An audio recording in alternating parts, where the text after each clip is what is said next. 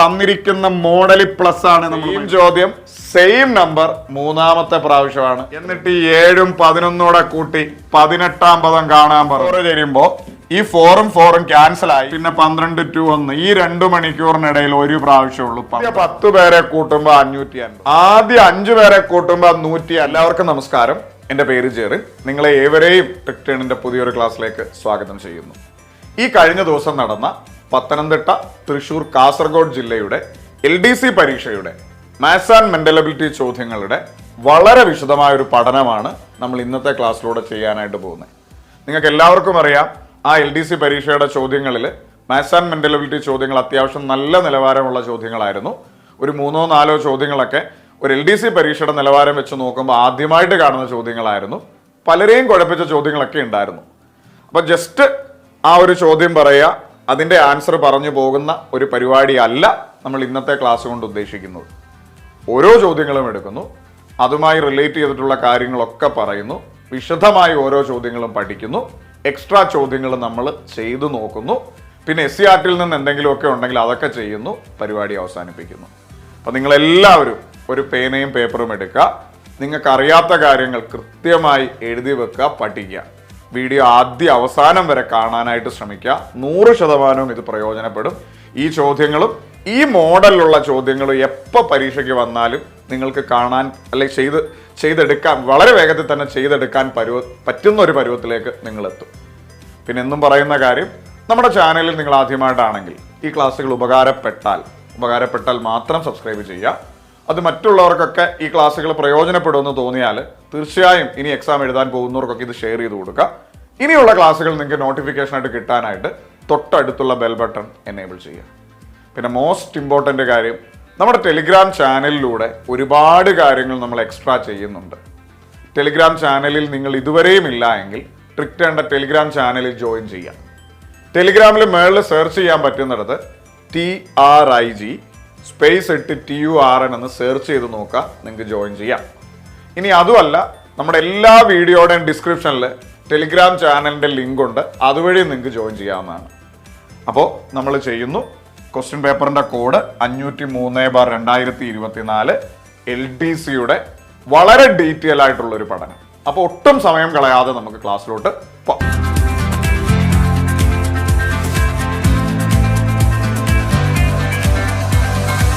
നമ്മുടെ ഒന്നാമത്തെ ചോദ്യം ഇങ്ങനെയാണ്. K+1/K -2 = 0. K > 0 ആയാൽ K⁻29 + 1/K⁻29 - 2ന്റെ വില എത്രയാകാം എന്നതാണ് ചോദ്യം. ഈ ചോദ്യം ആദ്യം കാണുമ്പോൾ നമ്മൾ ചിന്തിക്കുന്നത് x+1/x = ഒരു വാല്യൂ x² അല്ലെ x³ + 1/x³ എന്നൊക്കെ പറയുന്ന ചോദ്യങ്ങളുണ്ടല്ലോ, ആ മോഡലാണോ ഇത് നമ്മൾ ചിന്തിക്കും ആ ഒരു രീതിയിൽ. ഇതിൻ്റെ തന്നെ വേറൊരു ചോദ്യം, അത് അത്രയൊന്നും പോകണ്ട, വളരെ ഈസി ആയിട്ട് നമുക്ക് ഇത്തരത്തിലുള്ള ചോദ്യം സോൾവ് ചെയ്യാം. നമ്മൾ ആദ്യം ഇത്രയും പോർഷൻ മാത്രം ഇങ്ങെടുക്കുക. K+1/K -2 = 0 എന്നെടുക്കുക. ഓക്കെ ആണ്. ഇനി ചിലർ ചിന്തിക്കും, എടാ K > 0 എന്നൊക്കെ എഴുതിയിട്ടുണ്ടല്ലോ, അപ്പോൾ അതൊക്കെ വലിയ കാര്യമല്ലേ, അതൊന്നും ഒന്നുമില്ല, നിങ്ങളെ ജസ്റ്റ് പേടിപ്പിക്കാനായിട്ട് എഴുതി വെച്ചേക്കാണ്. Kയുടെ വാല്യൂ 0-നേക്കാളും വലുതാണ്, അല്ലെങ്കിലും Kയുടെ വാല്യൂ 0-നേക്കാളും വലുതാണ് എന്ന് നിങ്ങളെ ഒന്ന് സൂചിപ്പിച്ചേക്കുന്നേ ഉള്ളൂ. നിങ്ങൾ അത്ര കാര്യമായിട്ട് ശ്രദ്ധിക്കേണ്ട. ഒരു ക്വസ്റ്റ്യൻ സ്റ്റാൻഡേർഡ് എഴുതുമ്പോൾ അതിൻ്റെ ഭാഗമായിട്ട് വരുന്ന കാര്യമേ ഉള്ളൂ. അപ്പം ഇവിടെ നമ്മളോട് പറയുന്നു K+1/K -2 എന്ന് പറയുന്നത് 0 ഈ -2നെ അപ്പുറത്തേക്ക് പോകുമ്പോൾ K+1/K = 2 എന്ന് വരും. ആലോചിച്ച് നോക്ക്. കാര്യം ഈ -2 അപ്പുറത്തേക്ക് പോകുമ്പോൾ +2 ആയി മാറി. അപ്പൊ K+1/Kയുടെ വില 2 എന്ന് കിട്ടും. ഓക്കെ ആണ്. ഇനി ഞാൻ പറയാൻ പോകുന്ന പോയിന്റ് ആണ് ശ്രദ്ധയോടെ നിങ്ങൾ മനസ്സിലാക്കേണ്ടത്. മക്കളെ, K+1/Kയുടെ വില 2 ആണെങ്കിൽ Kയുടെ വില എന്ന് പറയുന്നത് എപ്പോഴും 1 ആയിരിക്കും. അപ്പൊ നിങ്ങൾ ആലോചിക്കുക, എപ്പോഴും അങ്ങനെയാണോ? എടാ, എപ്പോഴും അങ്ങനെ. ഇതങ്ങ് പഠിച്ചു വെച്ചോളുക. K+1/K = 2 ആണെങ്കിൽ Kയുടെ വില 1 ആയിരിക്കും. കെ പ്ലസ് 1/kയുടെ വില 2 ആണെങ്കിൽ കെയുടെ വില 1 ആയിരിക്കും എന്നങ്ങ് പഠിച്ചു വെച്ചോളുക. അതായത് ഇവിടെ കെയുടെ വില 1 വന്നാൽ മാത്രമേ ഇവിടെ 2 കിട്ടൂ. നിങ്ങളൊന്ന് ആലോചിച്ച് നോക്ക്. കെ പ്ലസ് 1/k, കെയുടെ സ്ഥാനത്ത് 1 കൊടുത്തു, 1 പ്ലസ് 1/kയുടെ സ്ഥാനത്ത് 1/1 ഈക്വൽ ടു 2. ശരിയല്ലേ? 1 പ്ലസ് 1/1 എന്ന് പറയുന്നത് 1 തന്നെയാണ്. 1 ഒന്നുകൂടെ കൂട്ടുമ്പോൾ 2 കിട്ടും. ആലോചിച്ച് നോക്കിക്കേ. അപ്പൊ ഇനി ഇങ്ങനെ വന്ന നിങ്ങൾ കണ്ണും പൂട്ടി എഴുതിക്കോണം, കെയുടെ വില 1 വരണം. 1 വന്നാൽ മാത്രമേ കെ പ്ലസ് 1/k എന്ന് പറയുന്ന സാധനം 2 ആകൂ. ഓക്കെ ആണോ? ഇത് ഡയറക്റ്റ് ആയിട്ട് ചെയ്യുന്നതെന്ന് പറയുന്നത് ഈ സാധനമാണ്. ഞാൻ നിങ്ങളെ പറഞ്ഞു പേടിപ്പിക്കുന്നില്ല എന്ന് മാത്രമേ ഉള്ളൂ. ഇത് ശരിക്കും എങ്ങനെ? K plus 1/k minus 2 equal to 0. രണ്ട് സൈഡിലും നമ്മൾ കെ മൾട്ടിപ്ലൈ ചെയ്താൽ കെ ഇൻറ്റു ഈ സാധനം അപ്പുറത്തും കെ മൾട്ടിപ്ലൈ ചെയ്തു, അപ്പോഴും അത് 0 ആയി. ഇത് സോൾവ് ചെയ്ത് വരുമ്പോൾ കെ സ്ക്വയർ മൈനസ് 1, പിന്നെ ഈ പറയുന്ന പോലെ k square minus 1 minus 2k equal to 0. ഈ സാധനം എന്ന് പറയുന്നത് k minus 2 the whole square ആണ്. രണ്ട് സൈഡും നമ്മൾ റൂട്ട് എടുക്കുമ്പോൾ കെ മൈനസ് 1 ദ ഹോൾ സ്ക്വയറാ. രണ്ട് സൈഡും നമ്മൾ റൂട്ട് എടുക്കുമ്പോൾ കെ മൈനസ് 1ന്റെ വില 0 എന്ന് കിട്ടും. കെ മൈനസ് 1ന്റെ വില 0 ആണ്, കെയുടെ വില അപ്പുറത്ത് പോയി 1 ആവും. ഇങ്ങനെയൊക്കെയാണ് ഈ സാധനം വളരെ പ്രോപ്പറായി ചെയ്യുന്നത്. നമ്മൾ അതിലോട്ടൊന്നും ചിന്തിക്കണ്ട, ഇങ്ങനെ അങ്ങ് പഠിച്ചു വെച്ചോളുക. കെ പ്ലസ് 1/k സമം 2 ആയാൽ കെയുടെ വില എപ്പോഴും 1 ആയിരിക്കും. കെയുടെ വില 1 വന്നാൽ മാത്രമേ കെ പ്ലസ് 1/k 2 ആവുകയുള്ളൂ. 1 പ്ലസ് 1/1, അതായത് 1 പ്ലസ് 1 2. ഓക്കെ ആണോ? അപ്പൊ കെ പ്ലസ് 1/kയുടെ വില 2 എന്ന് വന്നാൽ കെയുടെ വില 1 ആയിരിക്കും. ഓക്കെ ആണോ? ഇനി ഇതിന്റെ വില വേണം. കെ റൈസ് ടു 29 പ്ലസ് പറ 1/k റൈസ് ടു 29 മൈനസ് 2ന്റെ വില എത്ര എന്നതാണ് ചോദ്യം. ഓക്കെ, ഇനി കെ റൈസ് ടു 29, കെയുടെ വില 1 അല്ലേ? 1 raise to 29 plus 1/k raise to 29, കെയുടെ വില 1 അല്ലേ? 1 റൈസ് ടു 29 മൈനസ് 2. മക്കളെ 1ന് പവറായി എന്ത് വന്നാലും ശരി അത് 1. 1 raise to 1 1, 1 raise to 2 1, 1 raise to 3 1, 1 raise to 50 1, 1 raise to 80 1. ഇപ്പൊ 1 റൈസ് ടു 29, നിങ്ങൾ 1ന്റെ ഏത് പവർ എടുത്ത് നോക്ക് 1 തന്നെയാണ്. അപ്പൊ 1 റൈസ് ടു 29 എന്ന് പറഞ്ഞാൽ 1 പ്ലസ് 1/1 റൈസ് ടു 29 എന്ന് പറഞ്ഞാൽ 1 മൈനസ് 2.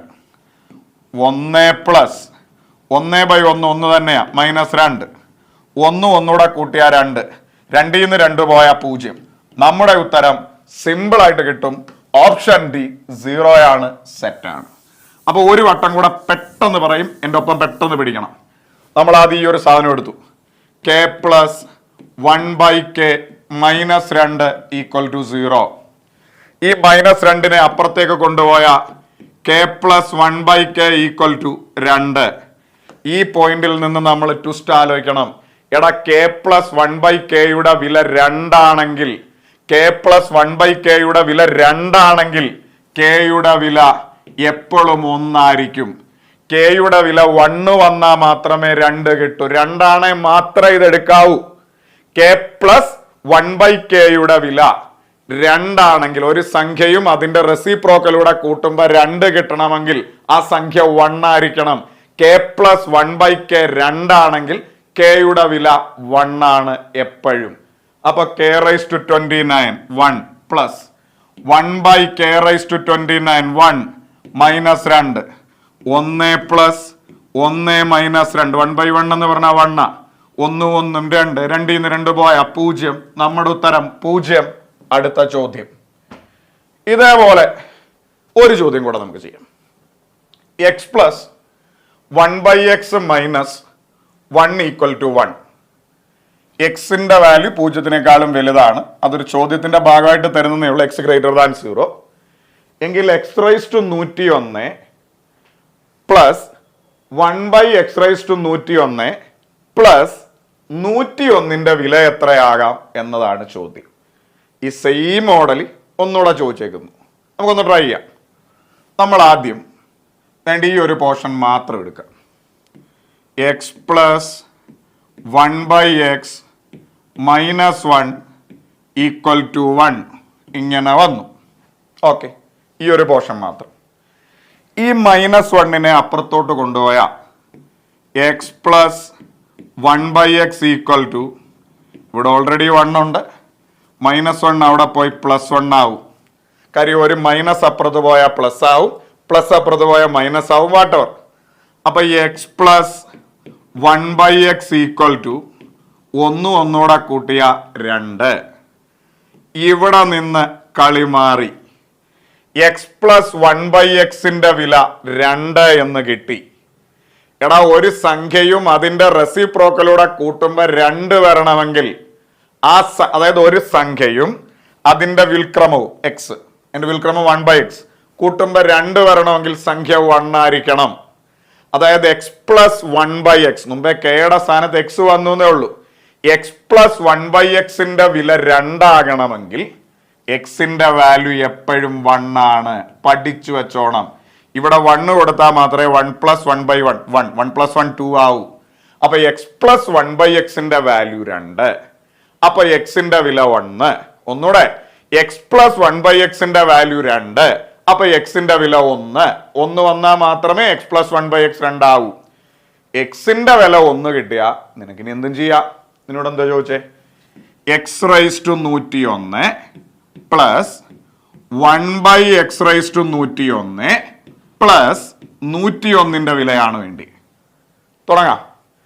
x⁻101, എക്സിന്റെ വില 1, 1/101 പ്ലസ് 1/x⁻101, എക്സിന്റെ വില 1, 1/101 പ്ലസ് 101.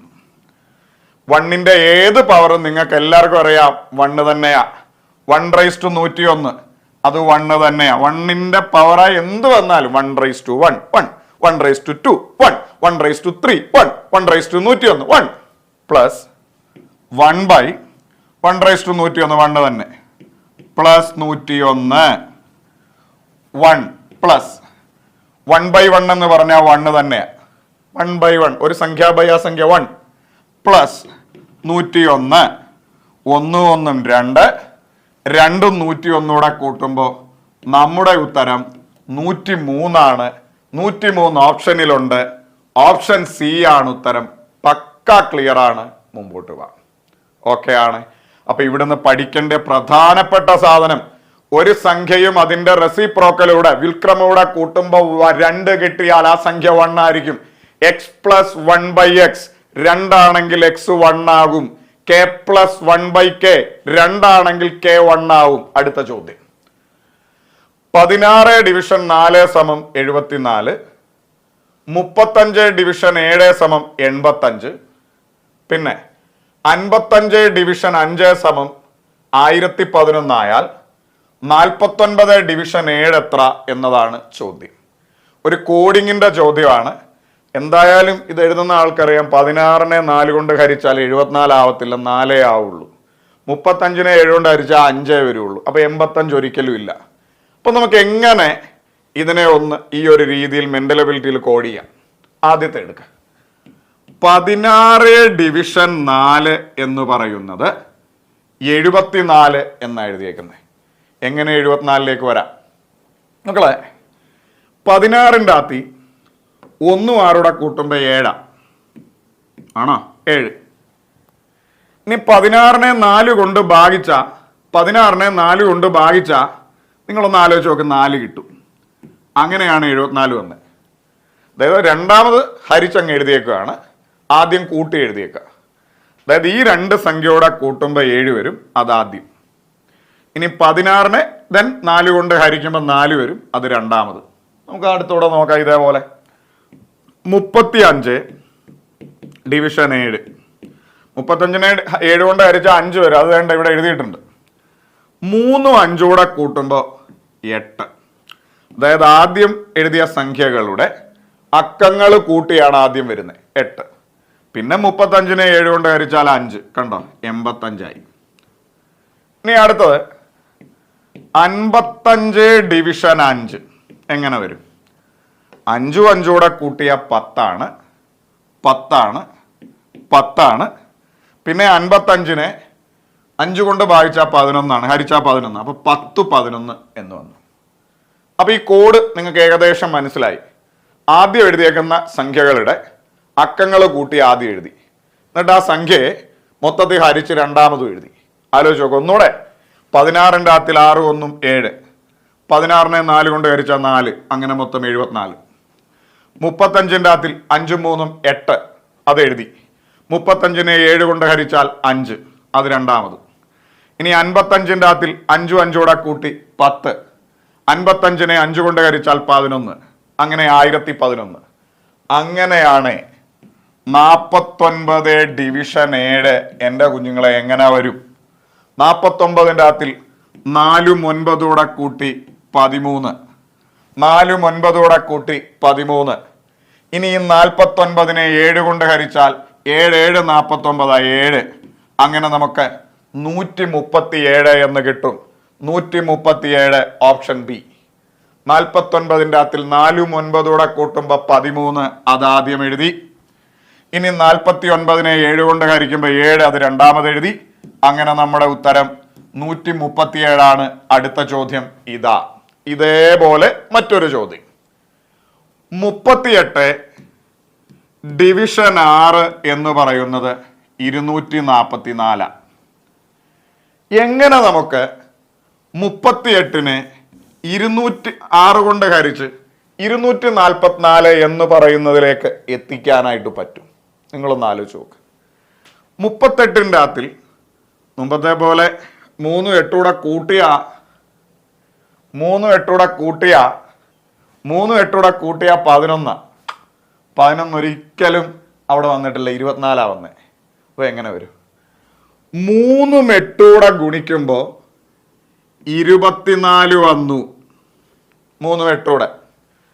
ആ 24-നെ 6 കൊണ്ട് ഹരിച്ചാൽ 4 വന്നു. അങ്ങനെ 244 എന്ന് എഴുതി. കണ്ടോ, വ്യത്യസ്തമായ ഒരു സാധനമല്ലേ? ഒന്നുകൂടെ. 38-ന്റെ അകത്തിൽ 3 8 ഗുണിക്കുമ്പോൾ 24, അത് എഴുതി. ആ 24-നെ 6 കൊണ്ട് ഹരിക്കുമ്പോൾ 4 വന്നു, അതും എഴുതി. 244. കൊള്ളാവോ? അങ്ങനെയാണ് അടുത്ത പറ. 58 ഡിവിഷൻ 20 പറ. 58-ന്റെ അകത്തിൽ 5 8 ഗുണിക്കുമ്പോൾ മക്കളെ 40 വരും, അത് ആദ്യം എഴുതി. ഇനി ഈ 40-നെ 20 കൊണ്ട് ഹരിക്കുമ്പോൾ 2 വരും, അത് രണ്ടാമത് എഴുതി. അങ്ങനെ 402. എങ്ങനുണ്ട്? ഒന്നുകൂടെ. 58-ന്റെ അകത്തിൽ 5 8 ഗുണിക്കുമ്പോൾ 40, അത് ആദ്യം എഴുതിയിട്ടുണ്ട്. ഇനി 40-നെ 20 കൊണ്ട് ഹരിക്കുമ്പോൾ 2, അത് രണ്ടാമത് എഴുതിയിട്ടുണ്ട്. 402. ഇനി 98 ഡിവിഷൻ 18 ഈ രീതിയിൽ എങ്ങനെ വരും? 98-ന്റെ അകത്തിൽ 9 8 ഗുണിക്കുമ്പോൾ 72, അതാദ്യം എഴുതി. ആ 72-നെ 18 കൊണ്ട് ഹരിക്കുമ്പോൾ 18 4 72. നിങ്ങൾക്ക് ടൈം ആൻഡ് ഡിസ്റ്റൻസ് പഠിച്ചവർക്കറിയാം. 18 36 54 72. 72-നെ 18 കൊണ്ട് ഹരിച്ച് 724. കൊള്ളാവോ? ഒന്നുകൂടെ. 98-ന്റെ അകത്തിൽ 9 8 ഗുണിക്കുമ്പോൾ 72, അതാദ്യം എഴുതി. ഇനി ആ 72-നെ 18 കൊണ്ട് ഹരിക്കുമ്പോൾ അതെ ഇവിടെ എഴുതിയ 18 കൊണ്ട് ഹരിക്കുമ്പോൾ 4, അത് രണ്ടാമത് എഴുതി. അങ്ങനെ മൊത്തം 724. അങ്ങനെയാണ് 76-നെ ഡിവിഷൻ 14 നമുക്ക് വേണ്ടിയത്. 76-ന്റെ അകത്തിൽ 7 6 ഗുണിക്കുമ്പോൾ 42 7 6. ഇനി ഈ 42-നെ 14 കൊണ്ട് ഹരിക്കുമ്പോൾ 14 28 42 3 വന്നു. അങ്ങനെ 423 എന്ന് വന്നു. ഒന്നുകൂടെ. 76-ന്റെ അകത്തിൽ 7 6 ഗുണിക്കുമ്പോൾ 42, ആ 42 നമ്മൾ ആദ്യം എഴുതി. ദെൻ ഈ 42-നെ 14 കൊണ്ട് ഹരിക്കുമ്പോൾ 3, അത് രണ്ടാമത് എഴുതി. അങ്ങനെ 423 എന്നുത്തരം വന്നു. 423 ഓപ്ഷനിലുണ്ട്. ഓപ്ഷൻ ബി ആണ്, സെറ്റാണ്. മുമ്പോട്ട് പോവാ. കൊള്ളാമോ? x - 1/x = 1/2 ആയാൽ x ≠ 0. x 0 ആവത്തില്ല. ഒന്നും കണ്ട് നിങ്ങൾ പേടിക്കണ്ട. ആ ചോദ്യത്തിന്റെ ഭാഗമായിട്ട് തന്നിരിക്കുന്നതേ ഉള്ളൂ. എന്തായിരിക്കും 4x² + 4/x² വില എത്ര എന്നതാണ് ചോദ്യം. അപ്പൊ ഈ ചോദ്യം സിമ്പിളായി ഇത്രയേ ഉള്ളൂ. x - 1/x സമം 2 ആണ്. നമുക്ക് 4x² പ്ലസ് 4/x² വില എത്ര എന്നതാണ് ചോദ്യം. ഇത് നമ്മൾ സാധാരണ ചെയ്യുന്ന സ്ഥിരമായ ഐഡന്റിറ്റീസിന്റെ ഭാഗമായിട്ട് കാണുന്ന ഒരു സാധനമാണ്. അതിൻ്റെ വേറൊരു വേർഷനായിട്ട് ഈ ചോദ്യം വന്നു എന്നേ ഉള്ളൂ. ഈ ചോദ്യത്തിലേക്ക് വരുന്നതിന് മുമ്പ് നിർബന്ധമായും ഒരു 2 കാര്യങ്ങൾ നിങ്ങളൊന്ന് അറിഞ്ഞിരിക്കണം. ഇത് നിർബന്ധമായും പഠിക്കുക. x - 1/xന്റെ വില k ആയാൽ x² പ്ലസ് 1/x² എന്ന് പറയുന്നത് k² പ്ലസ് 2 ആണ്. ഒന്നുകൂടെ പറയുന്നു, x - 1/xന്റെ വില k ആയാൽ x² പ്ലസ് 1/x² എന്ന് പറയുന്നത് k² പ്ലസ് 2 ആണ്. അതായത് നിങ്ങളോടൊരു ക്വസ്റ്റ്യനിൽ x - 1/x ഒരു സംഖ്യ പറഞ്ഞു, എന്നിട്ട് x² പ്ലസ് 1/x² കാണാൻ പറഞ്ഞു. നിങ്ങൾ ആ സംഖ്യയുടെ സ്ക്വയർ എടുക്കുക, 2 എഴുതുക, k² പ്ലസ് 2, k² പ്ലസ് 2. ഇനി x പ്ലസ് 1/x k ആയാൽ x² പ്ലസ് 1/x² എന്ന് പറയുന്നത് k² മൈനസ് 2 ആണ്. ഒന്നുകൂടെ, x പ്ലസ് 1/x k ആയാൽ x² പ്ലസ് 1/x² എന്ന് പറയുന്നത് k² മൈനസ് 2 ആണ്. ഇത് ശരിക്കും പറഞ്ഞാൽ ഇത് a-b² വലുതാക്കിയാണ് ഈ ഒരു പരുവത്തിലേക്ക് വരുന്നത്. ഇത് a+b² വലുതാക്കിയാണ് ഈ ഒരു പരുവത്തിലേക്കൊക്കെ വരുന്നത്. ഇത് വേണമെങ്കിൽ ഞാൻ ഡീറ്റെയിൽ ആയിട്ട് ഇത് നിങ്ങൾക്ക് ഒരു ക്ലാസ് ആയിട്ട്, ഇതിൻ്റെ പല വേർഷൻ ഉണ്ട്. x plus 1/x equal to ഇതാണെങ്കിൽ x³ plus 1/x³, x plus 1/x ഇതാണെങ്കിൽ x³ മൈനസ്, ഇങ്ങനെയൊക്കെ ക്യൂബിന്റെ, സ്ക്വയറിന്റെ, റൈസ് ടു 4ന്റെ, ഇങ്ങനെ പല കേസുകളുണ്ട്. നിങ്ങൾക്ക് വേണമെന്നുണ്ടെങ്കിൽ തീർച്ചയായിട്ടും ഈ സാധനം ഓവറോൾ മൊത്തത്തിൽ ഒരൊറ്റ ക്ലാസ് ആയിട്ട് എടുക്കാം. അതവിടെ നിൽക്കട്ടെ. അപ്പൊ ജസ്റ്റ് നിങ്ങൾ ഇത്ര ഓർക്കുക, x - 1/x equal to k ആണെങ്കിൽ x² പ്ലസ് 1/x² എന്ന് പറയുന്നത് k² പ്ലസ് 2 ആണ്. x പ്ലസ് 1/x k ആണെങ്കിൽ x² plus 1/x² equal to k² minus 2 ആണ്. ഈ ഇക്വേഷൻ കാണുമ്പോൾ നിങ്ങൾക്ക് പല ഡൗട്ടുകളും തോന്നും. ഇവിടെ മൈനസാ, ഇവിടെ വന്നപ്പോൾ പ്ലസ് ആണല്ലോ ചോദ്യം, ഇവിടെ പ്ലസ്സാ, പക്ഷെ ഇവിടെ വന്നപ്പോൾ വീണ്ടും പ്ലസ് ആണല്ലോ. ഈ 2 രീതി മാത്രമേ ഈ ചോദ്യം വരത്തുള്ളൂ. കാര്യം a-b വലുതാക്കിയും a+b വലുതാക്കിയുമാണ് ഇത് ഉത്തരം കണ്ടുപിടിക്കുന്നത്.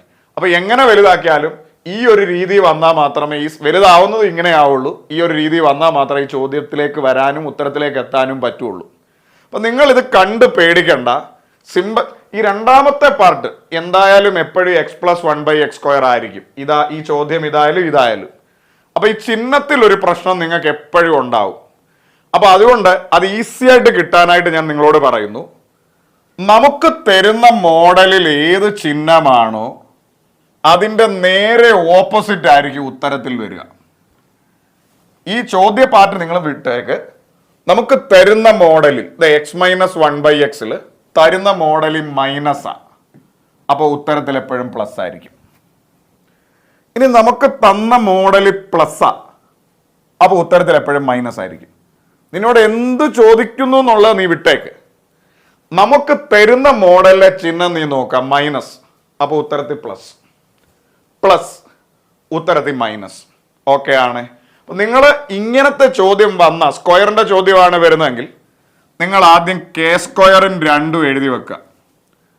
ചോദ്യം എന്തോ ആയിക്കോട്ടെ, തന്ന മോഡലിൽ മൈനസാ, അപ്പൊ നമ്മൾ ഇവിടെ പ്ലസ് കൊടുക്കും. വീണ്ടും നമ്മൾ k² 2 എഴുതി വെക്കുക, k² 2. തന്ന മോഡലിൽ പ്ലസ്സാ, അപ്പൊ നമ്മൾ ഇവിടെ മൈനസ് കൊടുക്കും. കണ്ടോ, ഇത്രേ ഉള്ളൂ. അപ്പോൾ ഇതൊന്ന് പഠിച്ചു വെക്കുക. x - 1/x k ആയാൽ x² പ്ലസ് 1/x² എന്ന് പറയുന്നത് k², മൈനസ് ആയതുകൊണ്ട് +2. ഇനി x പ്ലസ് 1/x k ആയാൽ x² പ്ലസ് 1/x² എന്ന് പറയുന്നത് k², പ്ലസ് ആയതുകൊണ്ട് -2. അതായത് എപ്പോഴും ചിഹ്നം പ്ലസ് ആണോ മൈനസ് ആണോ എന്ന് നമുക്ക് പരീക്ഷാ ഹാളിൽ ഇരുന്നൊരു ഡൗട്ട് ഉണ്ടാവും. നിങ്ങൾക്ക് ഉറപ്പാണ് k² ഉണ്ട് 2 ഉണ്ട്. സ്ക്വയറിന്റെ ചോദ്യം ആയതുകൊണ്ട് k² ഉണ്ട് 2 ഉണ്ട്. പ്ലസ് ആണോ മൈനസ് ആണോ എന്ന് പരീക്ഷാ ഹാളിൽ നമ്മൾ തപ്പും. അതുകൊണ്ട് പറയുകയാണ്, നമുക്ക് തന്നിരിക്കുന്ന മോഡലിൽ, അതായത് ചോദ്യത്തിന്റെ ആദ്യ പാർട്ടിൽ ഇവിടെ തന്നിരിക്കുന്ന മോഡലിൽ ഏത് ചിഹ്നമാണോ അതിന്റെ നേരെ ഓപ്പോസിറ്റ്. തന്നിരിക്കുന്ന മോഡലിൽ മൈനസ്, സോ നമ്മൾ പ്ലസ്. തന്നിരിക്കുന്ന മോഡലിൽ പ്ലസ്, സോ നമ്മൾ മൈനസ്. ഓക്കെ ആണ്. ഇനി ഇങ്ങനെ കൺഫ്യൂഷൻ ഉണ്ടാവത്തില്ലേ? അപ്പൊ നമുക്ക് ആദ്യം ഇതിന്റെ സിമ്പിളായി 2 ചോദ്യം പറയാം. X minus 1/x = 8. നമുക്ക് x² + 1/x² ആണ് കാണേണ്ടത്. നമുക്ക് ഇക്വേഷൻ അറിയാം, k² 2 ആണ്. നമുക്ക് തന്ന മോഡലിൽ മൈനസ് ആണ്, സോ നമ്മൾ പ്ലസ് ഇട്ടു. അപ്പൊ k² എന്ന് പറഞ്ഞാൽ സംഖ്യ, ഇത് കെയുടെ രൂപത്തിലാണ്. x - 1/x കെയുടെ സ്ഥാനത്ത് ഇവിടെ 8. 8ന്റെ സ്ക്വയർ 64 + 2 എത്ര വന്നു? 66. ഇനി x + 1/x = 5. x² + 1/x² കാണണം. നമുക്ക് എന്തായാലും അറിയാം സ്ക്വയറിന്റെ ചോദ്യം. സ്ക്വയറിന്റെ ചോദ്യമാണ്. k² 2 വന്നു. പ്ലസ് ആണോ മൈനസ് ആണോ എന്നൊരു ഡൗട്ട് ഉണ്ടെന്ന് അടുക്ക്. നമുക്ക് തന്ന മോഡൽ പ്ലസ്സാ, നമ്മൾ മൈനസ് കൊടുത്തു. k² - 2 ഡൗട്ട് ഉണ്ടോ? k² എന്ന് പറഞ്ഞാൽ ആ സംഖ്യ. x + 1/x കെയുടെ സ്ഥാനത്ത് ഇവിടെ 5. 5ന്റെ സ്ക്വയർ 25. 25 - 2 23. ഡൗട്ട് മാറി എന്ന് കരുതുന്നു. ഒരു വട്ടം കൂടി 2 എണ്ണം പെട്ടെന്ന് പിടിച്ചേ. x - 1/x = 8. അപ്പൊ നമുക്ക് x² + 1/x² ആ കാണണ്ടേ. അപ്പോഴേ ഓർക്കുക k² 2 സംഖ്യയുടെ സ്ഥാനത്ത് 8. അപ്പൊ 8ന്റെ സ്ക്വയർ 2 8ന്റെ സ്ക്വയർ 2 തന്ന മോഡലിൽ മൈനസ്, സോ പ്ലസ്. 8ന്റെ സ്ക്വയർ 64.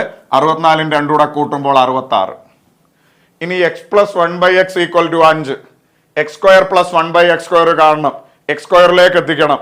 അപ്പോഴും നിങ്ങൾ ചിന്തിക്കണം k² 2 ആണ്. നമുക്ക് തന്ന മോഡലിൽ പ്ലസ്സാ. ഈ ക്വസ്റ്റിന്റെ ആദ്യ ഭാഗം തന്ന മോഡലിൽ പ്ലസ്സാ, സോ മൈനസ്. കെയുടെ സ്ഥാനത്ത് 5. 5ന്റെ സ്ക്വയർ 25. 25ൽ നിന്ന് 2 പോകുമ്പോൾ 23. ഓക്കെ ആണ്. അപ്പൊ ഈ ചോദ്യത്തിലേക്ക് നല്ലവണ്ണം ശ്രദ്ധിക്കുക. x - 1/x k ആയാൽ x² + 1/x² എന്ന് പറയുന്നത് k² മൈനസ് ആയതുകൊണ്ട് +2. ഇനി x + 1/x k ആയാൽ x² + 1/x² എന്ന് പറയുന്നത് k² പ്ലസ് ആയതുകൊണ്ട് -2. ഇനി നമുക്ക് ചോദ്യത്തിലേക്ക് വരാം. x - 1/x = 1/2 ആയാൽ 4x² + 4/x² വില എത്ര? ഇത് കണ്ടപ്പോൾ നമുക്ക് മനസ്സിലായി നമ്മുടെ പോലെ അല്ല ഈ സാധനം. ആലോചിച്ച് നോക്ക്. നമ്മളിപ്പോൾ ചെയ്ത പോലെ അല്ല. നമുക്ക് തന്നിരിക്കുന്നത് x - 1/x = 1/2 എന്ന് തന്നിട്ടുണ്ട്. x - 1/x = 1/2 എന്ന് തന്നിട്ടുണ്ട്.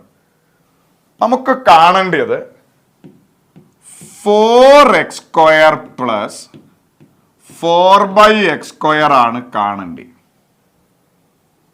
ഇത് വായിച്ചപ്പോഴേ മനസ്സിലായി നമ്മുടെ ഭാഗം മുമ്പത്തെ പോലെയല്ല. നമ്മുടെ ഭാഗം x² + 1/x². ഇത് 4x² + 4/x². നമുക്ക് പരീക്ഷ പോലെ നമ്മളൊരു ഡൗട്ട് തോന്നും. നമ്മുടെ രീതിയിലേക്ക് ഇതിനെ നമുക്ക് മാറ്റാം. എങ്ങനെയാന്ന് ചോദിച്ചാൽ ഇവിടുന്ന് ഒരു 4 കോമൺ എടുത്തു. 4x² നിന്നൊരു 4 കോമൺ എടുത്താൽ ബാക്കി x² ഉള്ളൂ. പ്ലസ് 4/x² നിന്ന് ഒരു 4 ഇങ്ങ് കോമൺ എടുത്താൽ ബാക്കി 1/x² ഉള്ളൂ. കണ്ടോ? അപ്പൊ ഈ ചോദ്യം ഏത് രീതിയിലായി? 4 × x² + 1/x² എന്ന രൂപത്തിലേക്ക് മാറി. ഓക്കെ ആണ്. ഒന്നുകൂടെ ശ്രദ്ധിക്കൂ. 4x² + 4/x² ആണ് കാണണ്ടേ. ഇത് കാണാനായിട്ട് ഒരു വഴിയും ദൈവം സഹായിച്ച് നമ്മുടെ ഇല്ല.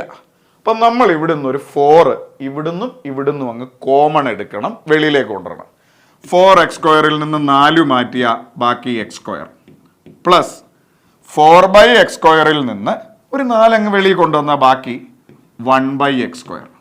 അപ്പൊ നമുക്ക് ആദ്യം x² + 1/x² കാണണ്ടേ? എങ്ങനെ കാണാം? x² + 1/x² കാണണം. നമ്മുടെ കയ്യിൽ എന്തുണ്ട്? x - 1/x 1/2 ആണ്. നമുക്ക് എക്സ് സ്ക്വയർ പ്ലസ് 1/x² കാണണം. എക്സ് മൈനസ് 1/x k ആണെങ്കിൽ എക്സ് സ്ക്വയർ പ്ലസ് 1/x² എന്ന് പറയുന്നത് കെ സ്ക്വയർ. തന്നിരിക്കുന്ന മോഡൽ, ഇതാ തന്നിരിക്കുന്ന മോഡൽ, അവിടെ മൈനസ് ആയതുകൊണ്ട് +2 എന്ന് വന്നു. കെ സ്ക്വയറും 2ഉം തന്നിരിക്കുന്ന മോഡലിൽ മൈനസ് ആയതുകൊണ്ട് +2. അപ്പൊ നമുക്ക് കെ സ്ക്വയർ +2 ആണ് കാണേണ്ടി. കെ എന്ന് പറയുന്നത് 1/2 ആണ്. 1/2 ദ ഹോൾ സ്ക്വയർ +2 എന്ന് വന്നു. 1/2 ദ ഹോൾ സ്ക്വയർ. അപ്പൊ 1/2 ദ ഹോൾ സ്ക്വയർ എന്ന് പറയുമ്പോൾ 1നും സ്ക്വയർ കൊടുക്കണം, 2നും സ്ക്വയർ കൊടുക്കണം. 1 2ന്റെ സ്ക്വയർ എന്ന് പറഞ്ഞാൽ 4 +2. അപ്പൊ 4ും 2ഉം കൂടെ കൂട്ടി വെച്ച 2.25 എന്ന് വന്നു. നോക്ക്, ഇത് 2, ഇത് 4. കാര്യം ഇതിന്റെ സ്ക്വയർ എടുക്കുമ്പോൾ 1, 2ന്റെ സ്ക്വയർ 4. അപ്പൊ 1/4 1/4 എന്ന് പറഞ്ഞാൽ 2.25 2.25 ആണേ.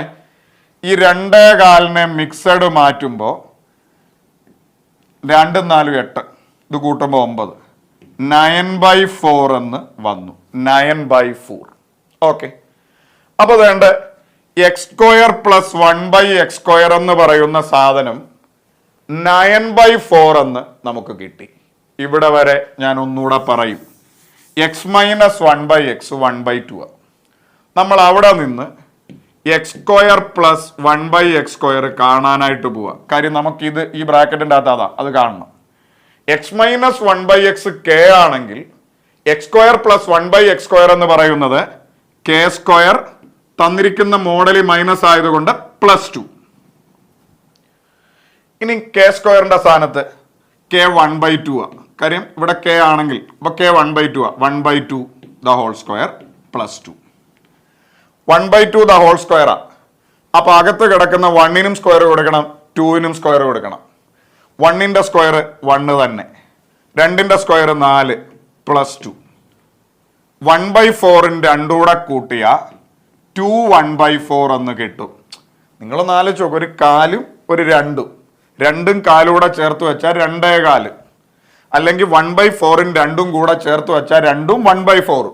അപ്പൊ നമുക്ക് 2.25 എന്ന് ഉത്തരം കിട്ടി. ഈ 2.25 മിക്സഡ് ആണ്. കാര്യം മിശ്ര ഭിന്നമാണ്.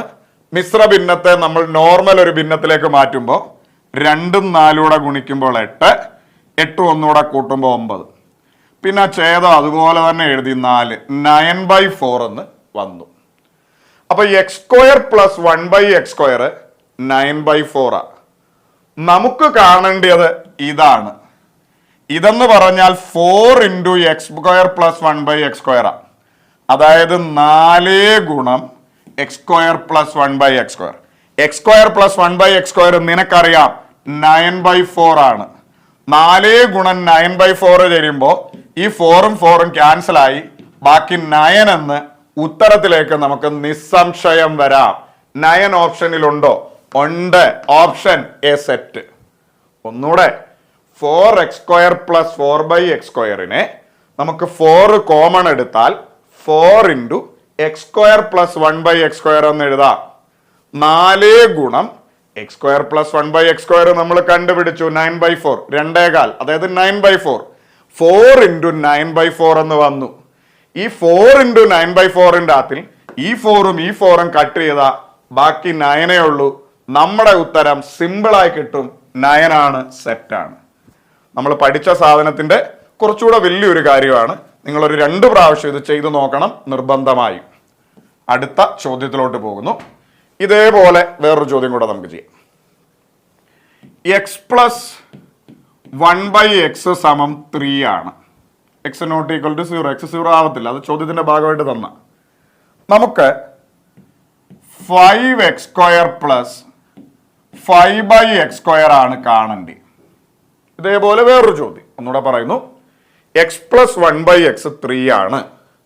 നമുക്ക് 5x² പ്ലസ് 5/x² ആണ് കാണേണ്ടി. അപ്പോൾ പരീക്ഷ ഹോളിൽ ഇരുന്ന് നമ്മൾ ആലോചിക്കും, ഇങ്ങനെ ഒരു ഇക്വേഷൻ ഒന്നും നമ്മൾ പഠിച്ചിട്ടില്ല, ഇങ്ങനെ ഒരു റിസൾട്ടും നമുക്ക് അറിയത്തില്ല. 5x² പ്ലസ് 5/x² ഒന്നും അറിയത്തില്ല.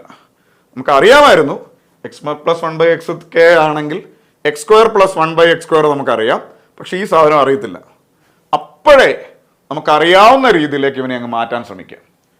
ഇവിടുന്നും ഇവിടുന്ന് ഒരു 5 കോമൺ എടുത്താൽ 5x² നിന്ന് 5 കോമൺ എടുത്താൽ ബാക്കി x² ആണ്.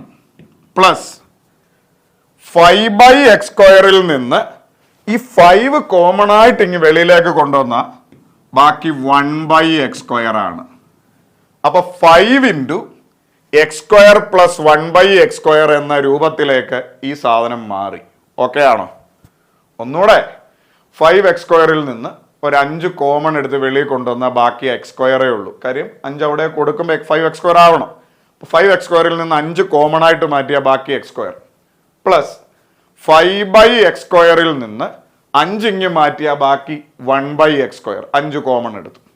അപ്പൊ ഈ ചോദ്യം ഇപ്പോ 5 × x² + 1/x² എന്ന രൂപത്തിലേക്ക് മാറി.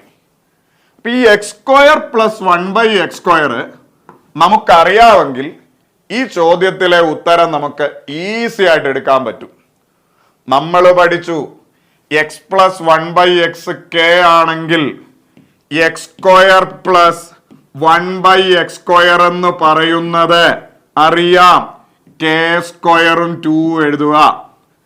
തന്നിരിക്കുന്ന മോഡൽ പ്ലസ് ആണെങ്കിൽ, അതായത് ചോദ്യത്തിന്റെ ആദ്യ ഭാഗം x + 1/x, അങ്ങനെ തന്നിരിക്കുന്ന മോഡൽ പ്ലസ് ആണ്, നമ്മൾ മൈനസ് കൊടുത്തു. ഒന്നുകൂടെ x + 1/x k ആണെങ്കിൽ x² + 1/x² എന്ന് പറയുന്നത് k² 2 എഴുതി.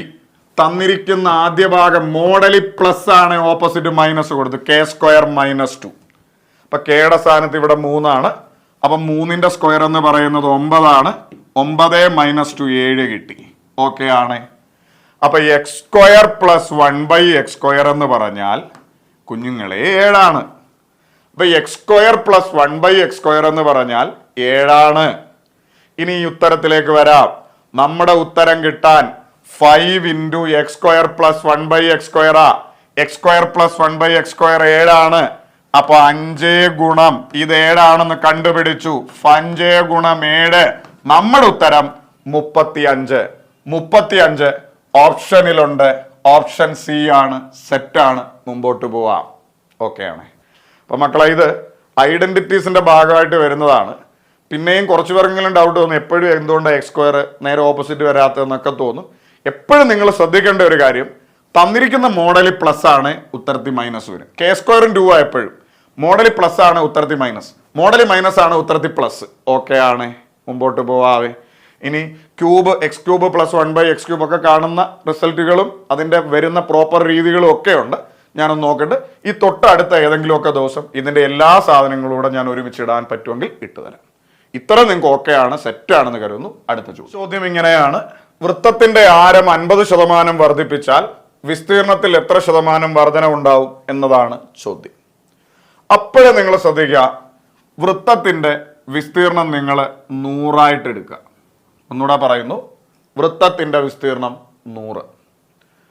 ഇനി വൃത്തത്തിന്റെ ആരം, ചിലപ്പോൾ ആരത്തിന്റെ സ്ഥാനത്ത് വ്യാസം എന്നായിരിക്കും. റേഡിയസോ ഡയമീറ്ററോ രണ്ടായാലും കുഴപ്പമില്ല. ആരത്തിൽ വരുന്ന മാറ്റം ഡയമീറ്ററിലും ഉണ്ടാവും. നിങ്ങൾ അങ്ങനെയും ചോദ്യം വന്നാലും പേടിക്കണ്ട. വൃത്തത്തിന്റെ ആരം 50% വർദ്ധിപ്പിച്ചാൽ വിസ്തീർണത്തിൽ വരുന്ന വർധനവാ കാണണ്ടേ. അപ്പൊ വൃത്തത്തിന്റെ വിസ്തീർണം മക്കളെ 100 എടുത്തു.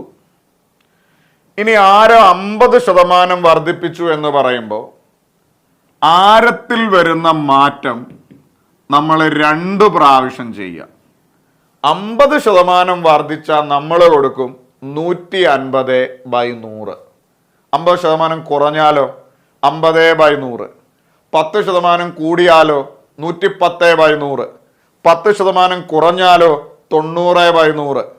അപ്പൊ ആരം 50% വർദ്ധിപ്പിച്ചു, നമ്മൾ കൊടുത്തു 150/100. ഇത് വൃത്തമായതുകൊണ്ട് നമ്മൾ 2 പ്രാവശ്യം ഈ വർധനവ് എഴുതണം, ചെയ്യണം. ഇതെന്തുകൊണ്ടാന്ന് ചോദിച്ചാൽ, വൃത്തത്തിന്റെ വിസ്തീർണം കാണാനുള്ള ഇക്വേഷൻ πr².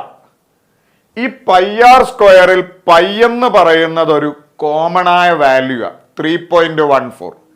ഈ വൃത്തത്തിൽ വന്നാലും 3.14 ആണ്. ഇനി വർദ്ധിപ്പിച്ച വൃത്തത്തിൽ വന്നാലും 3.14 ആണ്. പൈ ഒരു കോൺസ്റ്റന്റ് വാല്യൂ ആണ്. അത് ഇവിടെ ആയാലും നമ്മൾ വരയ്ക്കുന്ന വൃത്തമായാലും 3.14 അത് തന്നെ ആയിരിക്കും. പക്ഷെ റേഡിയസിൽ വരുന്ന മാറ്റമാണ് വിസ്തീർണത്തെ ബാധിക്കുന്നത്. റേഡിയസിന്റെ സ്ക്വയർ ഇക്വേഷന്റെ അകത്തിൽ വന്നതുകൊണ്ട് നമ്മൾ ആ ശതമാനത്തിൽ വരുന്ന വ്യത്യാസം 2 പ്രാവശ്യം ചെയ്യണം. അപ്പൊ നിങ്ങൾ ആലോചിക്കും ക്യൂബ് ആയിരുന്നല്ലോ 3 പ്രാവശ്യം, ഒരു പ്രാവശ്യം ഉള്ളെങ്കിൽ 1 പ്രാവശ്യം. മനസ്സിലായോ? πr സ്ക്വയർ ആയതുകൊണ്ട്, പൈ കോമൺ ആയതുകൊണ്ട്, റേഡിയസിന്റെ സ്ക്വയർ വിസ്തീർണത്തിൽ ഉണ്ടായതുകൊണ്ട്, റേഡിയസിന്റെ സ്ക്വയർ ആയതുകൊണ്ട് ആരത്തിൽ റേഡിയസിൽ വരുന്ന മാറ്റം 2 പ്രാവശ്യം. അപ്പോ റേഡിയസിൽ വരുന്ന മാറ്റം 50% കൂടി 150/100, അത് 2 പ്രാവശ്യം ചെയ്യണം. ഈ 0 ഇവിടെ പോയി, ഈ 0 ഇവിടെ പോയി. 15 ഗുണം 15 225 എന്ന് വന്നു. ഇനി നിങ്ങളൊന്ന് ആലോചിച്ച് നോക്കുക, 100 വിസ്തീർണം, ഇപ്പോൾ ഇത് 225 എന്ന രീതിയിലേക്ക് പോയി. 100 വിസ്തീർണം 225 പോയി, വിസ്തീർണം കൂടി. എത്ര കൂടി? 125% കൂടി. സെറ്റാണ്, മുമ്പോട്ട് പോവാം. Option B. ഒരു വട്ടം കൂടെ മക്കളെ, വൃത്തത്തിന്റെ വിസ്തീർണം 100 എന്നങ്ങ് എടുക്കുക. കാരണം ശതമാനം എടുക്കുക എളുപ്പം. 100 എന്നങ്ങ് എടുക്കുക. വൃത്തത്തിന്റെ ആരത്തിന്റെ സ്ഥാനത്ത് വ്യാസം എന്നും ആയിക്കോട്ടെ, രണ്ടായാലും റേഡിയസിൽ വരുന്ന മാറ്റം ഡയമീറ്ററിനും ഉണ്ടാവും, പേടിക്കണ്ട. റേഡിയസ് 10% കൂടിയ ഡയമീറ്ററും 10% കൂടും. അപ്പൊ ആരമോ വ്യാസമോ 50% വർദ്ധിച്ചു. അപ്പൊ വൃത്തത്തിന്റെ വിസ്തീർണം 100, അത് 50% വർദ്ധിച്ചത് കൊണ്ട് 150/100 എന്ന് കൊടുത്തു. വൃത്തമാണ്. വൃത്തത്തിന്റെ ഇക്വേഷൻ, വിസ്തീർണത്തിന്റെ ഇക്വേഷൻ πr സ്ക്വയർ ആണ്. അതിൽ പൈ ഒരു കോൺസ്റ്റന്റ് വാല്യൂ ആണ്. അപ്പൊ വൃത്തത്തിന്റെ വിസ്തീർണത്തെ ബാധിക്കുന്നത് റേഡിയസ് ആണ്. റേഡിയസിന്റെ സ്ക്വയർ ആയതുകൊണ്ട് ഈ മാറ്റം നമ്മൾ 2 പ്രാവശ്യം ചെയ്യണം. റേഡിയസിന്റെ ക്യൂബ് ആയിരുന്നെങ്കിൽ 3 പ്രാവശ്യം ചെയ്യേണ്ടി വന്നേനെ. ഈ 100 പോയി. ഇനി മേളിൽ നിന്നും താഴെ നിന്നും 2 0 നമ്മൾ ക്യാൻസൽ ചെയ്തു. 15 ഗുണം 15 225. മക്കളെ, 100 വിസ്തീർണം ഇപ്പോൾ 225 വിസ്തീർണം കൂടി. എത്ര ശതമാനം കൂടി? 100 നിന്ന് 225 പോയി. അപ്പോ 125%. ഇവർ തമ്മിലുള്ള വ്യത്യാസം 125% കൂടി. Option B is our answer. Okay ആണോ? നല്ലവണ്ണം മനസ്സിലായോ മക്കളെ? ഒരു 5 മാസങ്ങൾക്ക് മുമ്പ് ഈ ജോമെട്രിയും പെർസെൻറ്റേജും കൂടെ ചേർന്ന് വരുന്ന എല്ലാ ചോദ്യങ്ങളും ഈ ഒരു വീഡിയോയിൽ നമ്മൾ എടുത്തിട്ടുണ്ട്. അതിൽ ഡീറ്റെയിൽ ആയിട്ട് പഠിപ്പിച്ച ഒരു ചോദ്യമാണ് ഇത്. അതായത് വൃത്തത്തിന്റെ റേഡിയസ് കൂടിയാൽ, അതുപോലെ തന്നെ ഗോളത്തിന്റെ റേഡിയസ് കൂടിയാൽ, അർദ്ധഗോളമാണെങ്കിൽ, സ്ക്വയർ ആണെങ്കിൽ, ഇങ്ങനെ ഈ ജോമെട്രിയും പെർസെൻറ്റേജുമായി ഒരുമിച്ച് ചെയ്യാൻ പറ്റുന്ന എല്ലാ ചോദ്യങ്ങളൂടെ ചേർത്ത് ഇങ്ങനെ ഒരു ക്ലാസ് ഞാൻ ചെയ്തിട്ടുണ്ട്.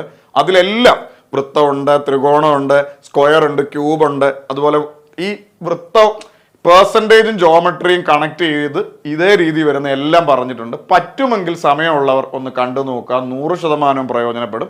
പിന്നെ നമ്മുടെ ജോമെട്രിയുടെ റിവിഷൻ ക്ലാസ്സിലും പറഞ്ഞ സെയിം മോഡൽ ചോദ്യം തന്നെയാണിത്.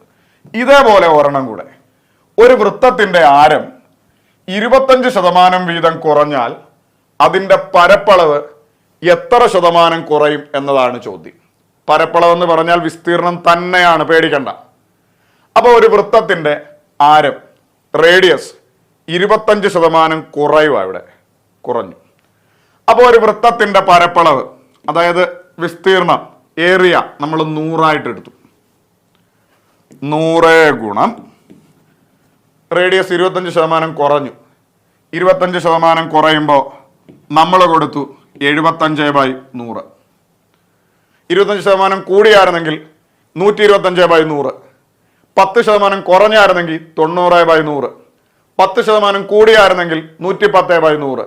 ഇവിടെ 25% കുറഞ്ഞുകൊണ്ട് 75/100. ഇനി പരീക്ഷ ഹോളിൽ ഇരുന്ന് ആലോചിക്കണം, എടാ ഒരു വൃത്തത്തിന്റെ പരപ്പളവ്, വിസ്തീർണം, ഏരിയ കാണാനുള്ള ഇക്വേഷൻ πr സ്ക്വയറാ. അതിൽ പൈ ഒരു കോൺസ്റ്റന്റ് വാല്യൂ ആ, 3.14. അത് എവിടെ പോയാലും ആ വാല്യൂ തന്നെ ഉള്ളൂ. അപ്പൊ വിസ്തീർണത്തിൽ വരുന്ന മാറ്റത്തെ ഡിപ്പെൻഡ് ചെയ്യുന്ന റേഡിയസ് ആണ്. റേഡിയസിന്റെ സ്ക്വയർ ആയതുകൊണ്ട് റേഡിയസിൽ വരുന്ന മാറ്റം 2 പ്രാവശ്യം ചെയ്യണം. പൈ ആർ സ്ക്വയർ, റേഡിയസിന്റെ സ്ക്വയർ. റേഡിയസ് 25% കുറഞ്ഞു, 75/100. ഇത് 2 പ്രാവശ്യം ചെയ്തു. 75/100 ഇൻറ്റു 75/100. ഈ 100 100 പോയി. വേണമെങ്കിൽ ഇത് വെട്ടിക്കളയാം, ഞാൻ മനഃപൂർവ്വം വെട്ടുന്നില്ല. കാര്യം അടിയിൽ 100, 10, 1000 ഒക്കെ വന്ന പൊന്മുട്ട ഇടുന്ന താറാവ, അവനെ കൊല്ലരുത്. 75ഉം 75 കൂടെ ഗുണിക്കുക. 5 5 25, 7 56. 5625 എന്ന് വന്നു. 5600 ഇത് ഗുണിക്കുമ്പോൾ അടിയിൽ 100 ആയതുകൊണ്ട് 2 സ്ഥാനം മാറ്റി പോയിന്റ് ഇട്ടു. അപ്പം നമുക്ക് 56.25 എന്ന് കിട്ടി. 75 ഗുണം 75 5625 ആണ്. അടിയിൽ 100 ആയതുകൊണ്ട് 2 സ്ഥാനം മാറ്റി പോയിന്റ് ഇട്ടു, 56.25. ഇനി നിങ്ങളൊന്ന് ആലോചിച്ച് നോക്ക്. 100 ആയിരുന്ന പരപ്പളവ് കൂടിയോ കുറഞ്ഞോ? കുറഞ്ഞു. 56.25 കുറഞ്ഞു. അപ്പൊ ചാടിക്കേറി 56.25 ഓപ്ഷനിൽ കാണും 100%. അത് പോയി ടിക്ക് ചെയ്യരുത്. 100 ആയിരുന്നു പരപ്പളവ്, ഇപ്പോൾ അത് 56.25 ആയി. പരപ്പളവ് കുറഞ്ഞു. എത്ര ശതമാനം കുറഞ്ഞു? 100ൽ നിന്ന് 56.25 കുറഞ്ഞു. 100ൽ നിന്ന് 56.25 കുറയാന്ന് പറഞ്ഞാൽ മക്കളെ 43.75% കുറഞ്ഞു.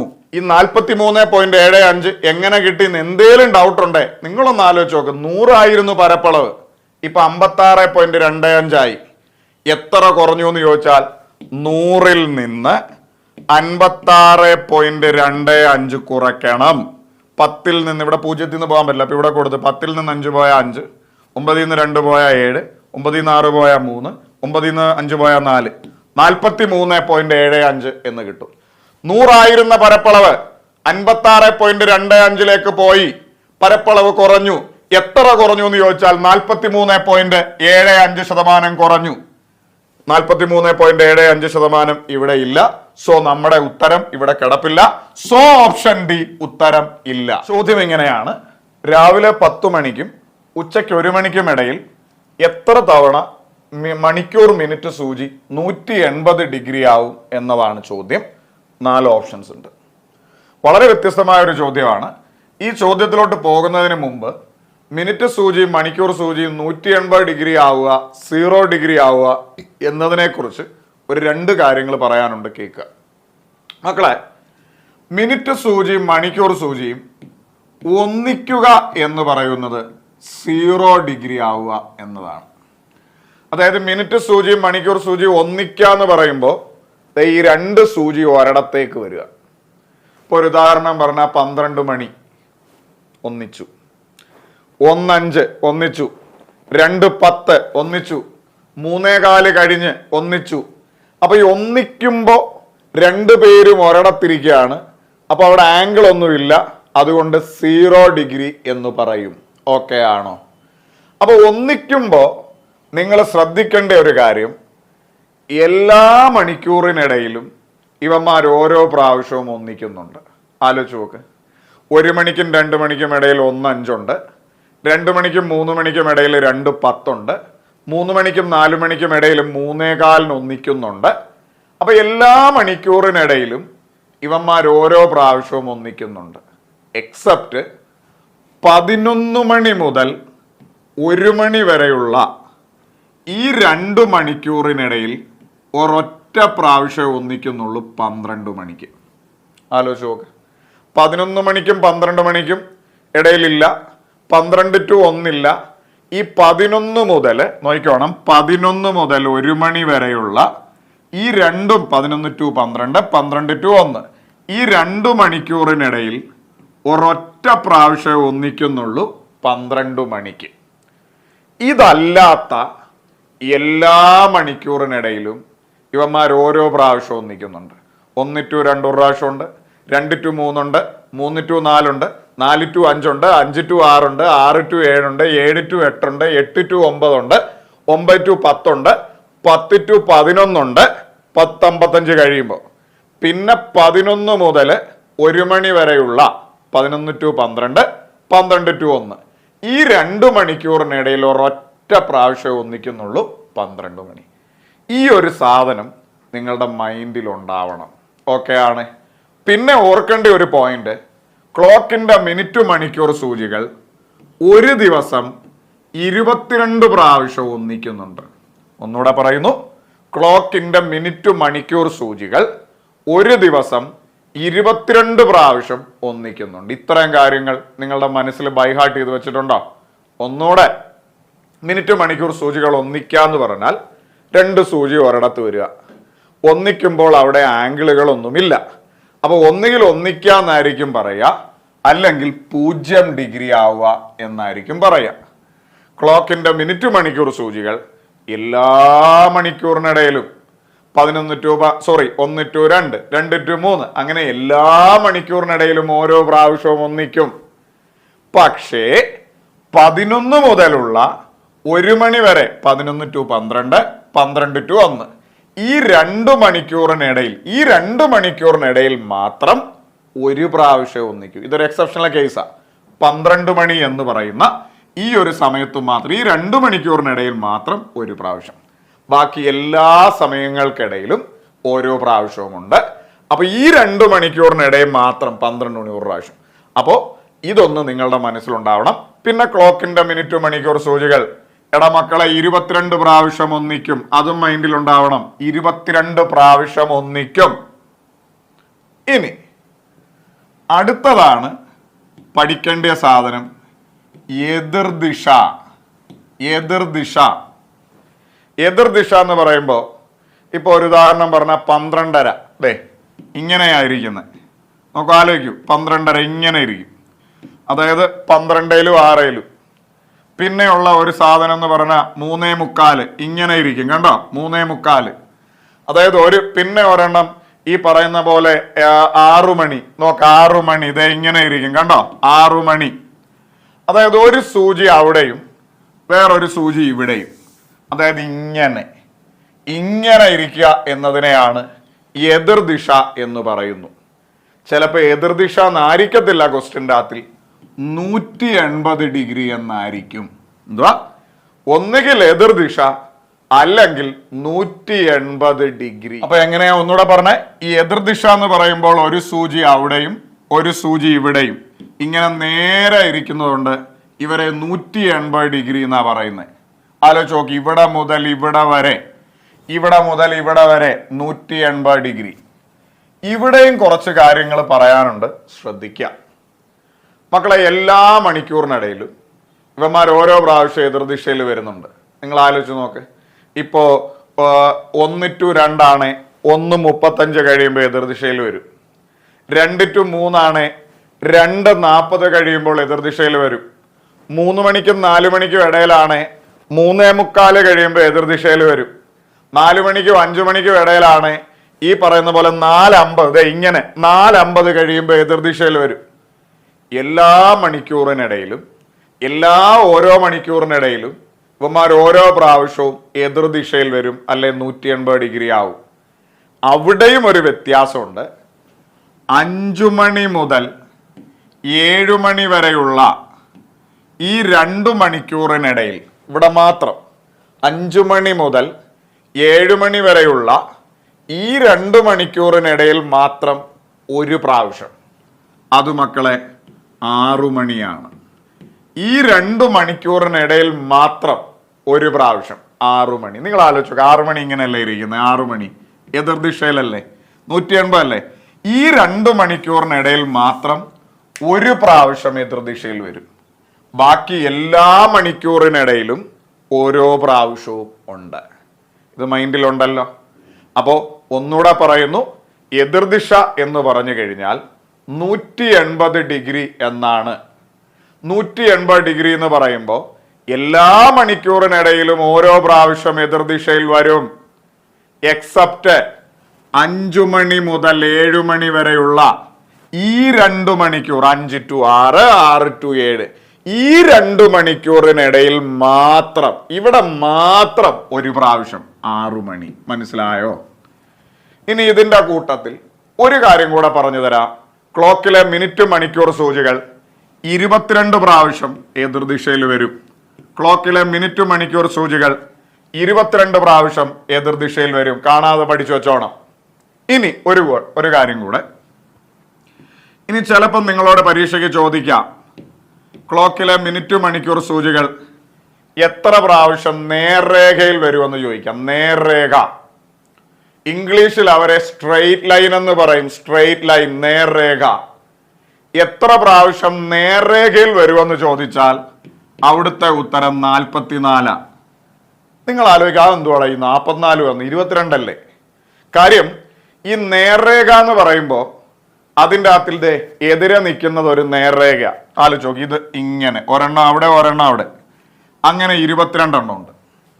പിന്നെ ഒന്നിച്ചിരിക്കുക എന്ന് പറയുന്നതും ഒരു നേർരേഖ. 2 സൂചി ഒരിടത്തിരിക്കുക. സംഭവം ഒരിടത്താണ്, പക്ഷെ ഇതൊരു സ്ട്രെയിറ്റ് ലൈനാണ്. ആലോചിക്കുക, 12 മണി, 2 ഒരിടത്താണ്. അപ്പൊ അതൊരു സ്ട്രെയിറ്റ് ലൈനാണ്. അപ്പൊ ഒന്നിച്ചിരിക്കുന്നതും ഒരു നേർരേഖയാണ്, എതിരെ ഇരിക്കുന്നതും ഒരു നേർരേഖയാണ്. അപ്പൊ ഒന്നിക്കുന്നത് ഒരു ദിവസം 22 ആണ്, എതിരെ ഇരിക്കുന്നത് ഒരു ദിവസം 22 ആണ്. അങ്ങനെ 22ഉം 22 കൂടെ ചേർത്ത് 44 പ്രാവശ്യം നേർരേഖയിൽ വരും. നേർരേഖ, സ്ട്രെയിറ്റ് ലൈൻ. ഒന്നിക്കുന്നത് നേർരേഖയാണ്, ഒന്നിച്ചിരിക്കുമ്പോഴും നേരെയായിരിക്കുന്ന 22 പ്രാവശ്യം. എതിർദിശയിൽ വരുമ്പോഴും നേർരേഖ, നേരെയായിരിക്കുന്ന 22 പ്രാവശ്യം. ആ 22ഉം ഈ 22 കൂടെ ചേർത്ത് മൊത്തം 44 പ്രാവശ്യം. മൈൻഡിലുണ്ടോ? ഓക്കെ. അപ്പം നമ്മൾ പഠിച്ച സാധനം എല്ലാം നമുക്ക് ഒരു റൗണ്ട് ഒന്നുകൂടെ ആലോചിച്ചിട്ട് ഈ ചോദ്യത്തിലേക്ക് പോവാം. ഒന്നിച്ചിരിക്കുക എന്ന് പറഞ്ഞാൽ 2 സൂചിയും ഒരിടത്ത് വന്നിരിക്കുക. ഒന്നിച്ചിരിക്കുമ്പോൾ അവിടെ കോണൊന്നുമില്ല. അപ്പൊ ഒന്നുകിൽ ഒന്നിക്കാന്നായിരിക്കും പറയുക, അല്ലെ 0 ഡിഗ്രി ആവുക എന്നായിരിക്കും പറയുക. ഓരോ മണിക്കൂറിനിടയിലും ഓരോ പ്രാവശ്യവും ഇവർ ഒന്നിക്കും. പക്ഷേ ഒന്നിക്കുമ്പോൾ ഒരു ചെറിയ വ്യത്യാസമുണ്ട്. 11 മുതൽ 1 മണി വരെയുള്ള ഈ 2 മണിക്കൂറിനിടെ മാത്രം, 11 to 12, 12 to 1, ഈ 2 മണിക്കൂറിനിടെ മാത്രം ഒരു പ്രാവശ്യം, അത് 12 മണിയാണ്. മിനിറ്റ് മണിക്കൂർ സൂചികൾ 22 പ്രാവശ്യം ഒന്നിക്കുന്നുണ്ട്. പിന്നെ എതിർദിശ എന്ന് പറയുമ്പോൾ ഒരു സൂചി അവിടെ ഒരു സൂചി ഇവിടെ. എതിരെ ഇരിക്കുമ്പോൾ ഫുള്ളുണ്ട്, 180 ഡിഗ്രിയാണ് അവിടുത്തെ കോണെന്ന് പറയുന്നു. ഓരോ മണിക്കൂറിനിടയിലും ഇവർ ഓരോ പ്രാവശ്യം എതിർദിശയിൽ വരും. അത് കറക്റ്റാണ്. പക്ഷേ 5 മുതൽ 7 വരെയുള്ള ഈ 2 മണിക്കൂറിനിടയിൽ മാത്രം ഒരു തവണ, അത് 6. ഈ 2 മണിക്കൂറിനിടയിൽ മാത്രം ഒരു തവണ 6. ഒന്നിക്കുന്ന കേസിൽ 11 മുതൽ 1 വരെയുള്ള ഈ 2 മണിക്കൂറിനിടയിൽ 12ൽ ഒന്നിക്കും ഒരു പ്രാവശ്യം.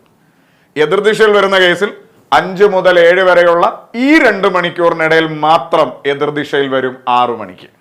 ഒരു ദിവസം ക്ലോക്കിലെ മിനിറ്റ് മണിക്കൂർ സൂചികൾ 22 പ്രാവശ്യം എതിർദിശയിൽ വരും. പിന്നെ ഓർക്കേണ്ട കാര്യം, വ്യത്യസ്തമായ ഒരു സാധനം, ക്ലോക്കിലെ മിനിറ്റ് മണിക്കൂർ സൂചികൾ ഒരു ദിവസം 44 പ്രാവശ്യം നേർരേഖയിൽ വരും. നേർരേഖ, സ്ട്രെയിറ്റ് ലൈൻ. ഒന്നിക്കുന്നത് നേർരേഖ 22, എതിർദിശയിൽ വരുന്ന നേർരേഖ 22. അങ്ങനെ 22, 22 ചേർത്ത് 44 പ്രാവശ്യം നേർരേഖയിൽ വരും. മക്കളെ, ചോദ്യത്തിലേക്ക് പോവാം.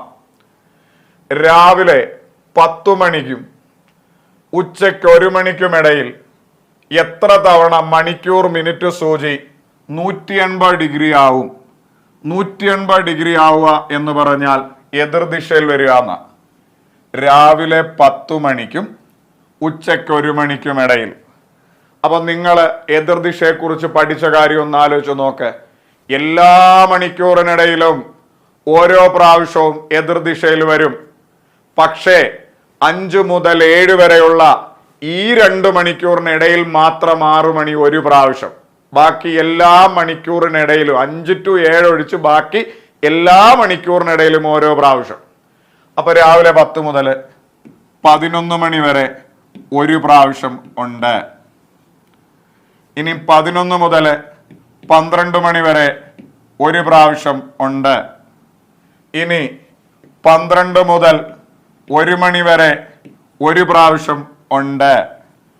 5 to 7 ആയിരുന്നെങ്കിൽ വരുമ്പോൾ ചെറിയ വ്യത്യാസമുണ്ട്. 5 മുതൽ 6 വരെ, 6 to 7 ഈ 2 മണിക്കൂറിനിടെ മാത്രം ഒരു പ്രാവശ്യമേ ഉള്ളൂ. അവിടെ ശ്രദ്ധിച്ചോണം, ഇവിടെ പ്രശ്നമൊന്നുമില്ല. 10 to 11 ഒരു പ്രാവശ്യം എതിർദിശയിൽ വരും. 11 to 12 ഒരു പ്രാവശ്യം എതിർദിശയിൽ വരും. 12 to 1 ഒരു പ്രാവശ്യം 12:30 കഴിയുമ്പോൾ എതിർദിശയിൽ വരും. അപ്പം മൊത്തം 10 മണി മുതൽ ഉച്ചയ്ക്ക് 1 മണി വരെ എത്ര പ്രാവശ്യം എതിർദിശയിൽ വരുമെന്ന് ചോദിച്ചാൽ ഒന്നുകൂടെ ചേർത്ത് 3 പ്രാവശ്യം എതിർദിശയിൽ വരും. Option A is our answer. 10 to 11 ഒരു പ്രാവശ്യം, 11 to 12 ഒരു പ്രാവശ്യം, 12 to ഉച്ചയ്ക്ക് 1 ഒരു പ്രാവശ്യം, അങ്ങനെ മൊത്തം 3 പ്രാവശ്യം. ഇനി ഇതേ സ്ഥാനത്ത് 5 to 7 ഇടയിൽ വന്ന 5 to 6, 6 to 7 രണ്ടുകൂടെ ചേർത്ത് ഒരു പ്രാവശ്യം എടുക്കാനായിട്ട് പറ്റൂ. അവിടെ മാത്രമേ ഇവിടെ ഒരു വ്യത്യസ്തമായ സാധനം ഉള്ളൂ. ഓക്കെയാണ്, ഇവിടെ അത് വന്നിട്ടില്ല. അടുത്ത ചോദ്യത്തിലേക്ക് പോവാം. ഇതേപോലെ വേറൊരു ചോദ്യം. രാവിലെ 10 മണിക്കും വൈകുന്നേരം 4 മണിക്കും ഇടയിൽ എത്ര തവണ മണിക്കൂർ മിനിറ്റ് സൂചി 0 ഡിഗ്രി ആവും എന്നതാണ് ചോദ്യം. ചോദ്യം ഒന്നുകൂടെ പറയുന്നു. രാവിലെ 10 മണിക്കും വൈകുന്നേരം 4 മണിക്കും ഇടയിൽ എത്ര തവണ ക്ലോക്കിലെ മിനിറ്റ് മണിക്കൂർ സൂചികൾ 0 ഡിഗ്രി ആവും? ചിലപ്പോൾ 0 ഡിഗ്രി ആവുക എന്നായിരിക്കത്തില്ല പറയുക, ഒന്നിക്കുന്നത് എത്ര തവണയാവും എന്നതാണ് ചോദ്യം. ഒന്നിക്കുന്നത് എത്ര തവണയാവും എന്നതാണ് ചോദ്യം. ഓക്കെ, അപ്പോഴേ നമ്മുടെ മനസ്സിൽ വരണം, എടാ 0 ഡിഗ്രി ആവുക ഒന്നിക്കുക. എല്ലാ മണിക്കൂറിനിടയിലും ഇവന്മാർ ഓരോ പ്രാവശ്യം ഒന്നിക്കുമ്പോൾ പക്ഷേ 11 മുതൽ 1 വരെയുള്ള ഈ 2 മണിക്കൂറിനിടെ മാത്രം ഒരു പ്രാവശ്യം 12 മണിക്ക്. ഒന്നുകൂടെ, എല്ലാ മണിക്കൂറിനിടയിലും ഇവർ ഓരോ പ്രാവശ്യം ഒന്നിക്കുന്നുണ്ട്. എതിർദിശയല്ല, ഒന്നിക്കുന്നുണ്ട്. ഓരോ മണിക്കൂറിനിടയിലും ഒന്നിക്കുന്നുണ്ട്. പക്ഷേ 11 മുതൽ 1 വരെയുള്ള ഈ 2 മണിക്കൂറിനിടെ മാത്രം ഒരു പ്രാവശ്യം 12. ഓക്കെ ആണ്, അത് രാവിലെ ആയാലും ഉച്ചയായാലും. അപ്പോ രാവിലെ 10 മണിക്കും വൈകുന്നേരം 4 മണിക്കും ഇടയിൽ ഒന്നിക്കുന്നത് എത്ര പ്രാവശ്യം? ഒന്നിക്കുമ്പോ 11 to 1 നോക്കിക്കോണം. ഇപ്പൊ രാവിലെ 10 മണി മുതൽ 11 മണി വരെ ഒരു പ്രാവശ്യം ഒന്നിച്ചു. 10:55 കഴിയുമ്പോഴാണ്. ഇനി 11 മുതൽ 12 വരെയും 12 മുതൽ 1 വരെയും നോക്കിയാൽ ഈ 2 മണിക്കൂർ ഒരുമിച്ചെടുത്ത് നോക്കിയാലും ഒരു പ്രാവശ്യമേ ഒന്നിക്കൂ. കാര്യം 11 മുതൽ 1 വരെയുള്ള ഈ 2 മണിക്കൂറിനിടയിൽ ഒരൊറ്റ പ്രാവശ്യം 12 മണിക്ക്. ആലോചിച്ച് നോക്കെ. അപ്പൊ 11 മുതൽ 1 മണി വരെ നോക്കിയാൽ ഒരു പ്രാവശ്യം. കാര്യം ഈ 2 മണിക്കൂറിൽ 12 മാത്രമേ ഉള്ളൂ. ഇനി 1 മണി വരെ ആയി. ഇനി 1 to 2 ഒരു പ്രാവശ്യം, 2 to 3 ഒരു പ്രാവശ്യം, 3 to 4 ഒരു പ്രാവശ്യം. അങ്ങനെ മൊത്തം എത്രയെന്ന് ചോദിച്ചാൽ 1, 2, 3, 4, 5. വൈകുന്നേരം 4 മണി വരെ 5 പ്രാവശ്യം ഒന്നിക്കുന്നുണ്ട്. ഓപ്ഷൻ സി ആണ് ഉത്തരം. ചില ആളുകൾ പെട്ടെന്ന് ചാടിക്കേറി 6 എഴുതാനുള്ള സാധ്യതയുണ്ട്. ഇവിടെ 6 വരാത്തതിന്റെ കാര്യം, ഒന്നിക്കുമ്പോൾ 11 മുതൽ 1 മണി വരെയുള്ള ഈ 2 മണിക്കൂറിനിടയിൽ ഇവിടെ ഒരു എക്സെപ്ഷൻ ആണ്, ഒറ്റ പ്രാവശ്യം ഒന്നിക്കും. ഒന്നുകൂടെ, രാവിലെ 10 മണിക്കും വൈകുന്നേരം 4 മണിക്കും ഇടയിൽ എത്ര തവണ മണിക്കൂർ മിനിറ്റ് സൂചി 0 ഡിഗ്രി ആവും? ഒന്നിക്കും. 10 മണി മുതൽ 11 മണി വരെയുള്ള സമയത്ത് ഒരു പ്രാവശ്യം. പിന്നെ 11 മുതൽ 1 മണി വരെയുള്ള സമയത്ത് 11 മുതൽ 12, പിന്നെ 12 to 1 ഈ 2 മണിക്കൂറിനിടയിൽ ഒരു പ്രാവശ്യമുള്ളൂ 12 മണി. 11 to 12, 12 to 1 ഈ 2 മണിക്കൂറിനിടയിൽ ഒറ്റ പ്രാവശ്യമുള്ളൂ. ഇവിടെ ഒരു എക്സെപ്ഷൻ ആണ്. പിന്നെ 1 to 2 ഒരു പ്രാവശ്യം, 2 to 3 ഒരു പ്രാവശ്യം, 3 to 4 ഒരു പ്രാവശ്യം. അങ്ങനെ 1, 2, 3, 4, 5. നമ്മുടെ ഉത്തരം ഓപ്ഷൻ സി 5. ഇത് മക്കളെ നമ്മുടെ ക്ലോക്കിന്റെ പാർട്ട് 4 നിങ്ങൾ പ്ലേലിസ്റ്റ് എടുത്ത് നോക്കുക. ക്ലോക്ക് നമ്മൾ ഡീറ്റെയിൽ ആയിട്ട് പഠിച്ചിട്ടുണ്ട്.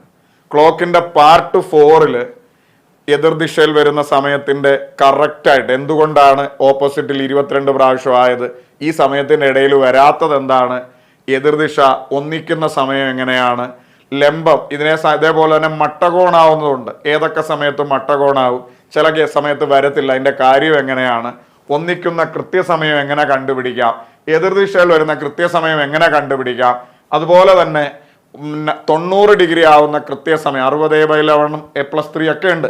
അതൊക്കെ എങ്ങനെ കണ്ടുപിടിക്കും? ഇതിനെക്കുറിച്ചുള്ള കംപ്ലീറ്റ് ആയിട്ടുള്ള ഡീറ്റെയിൽഡ് ക്ലാസ് ക്ലോക്കിന്റെ പാർട്ട് 4 ഞാൻ ചെയ്തിട്ടുണ്ട്.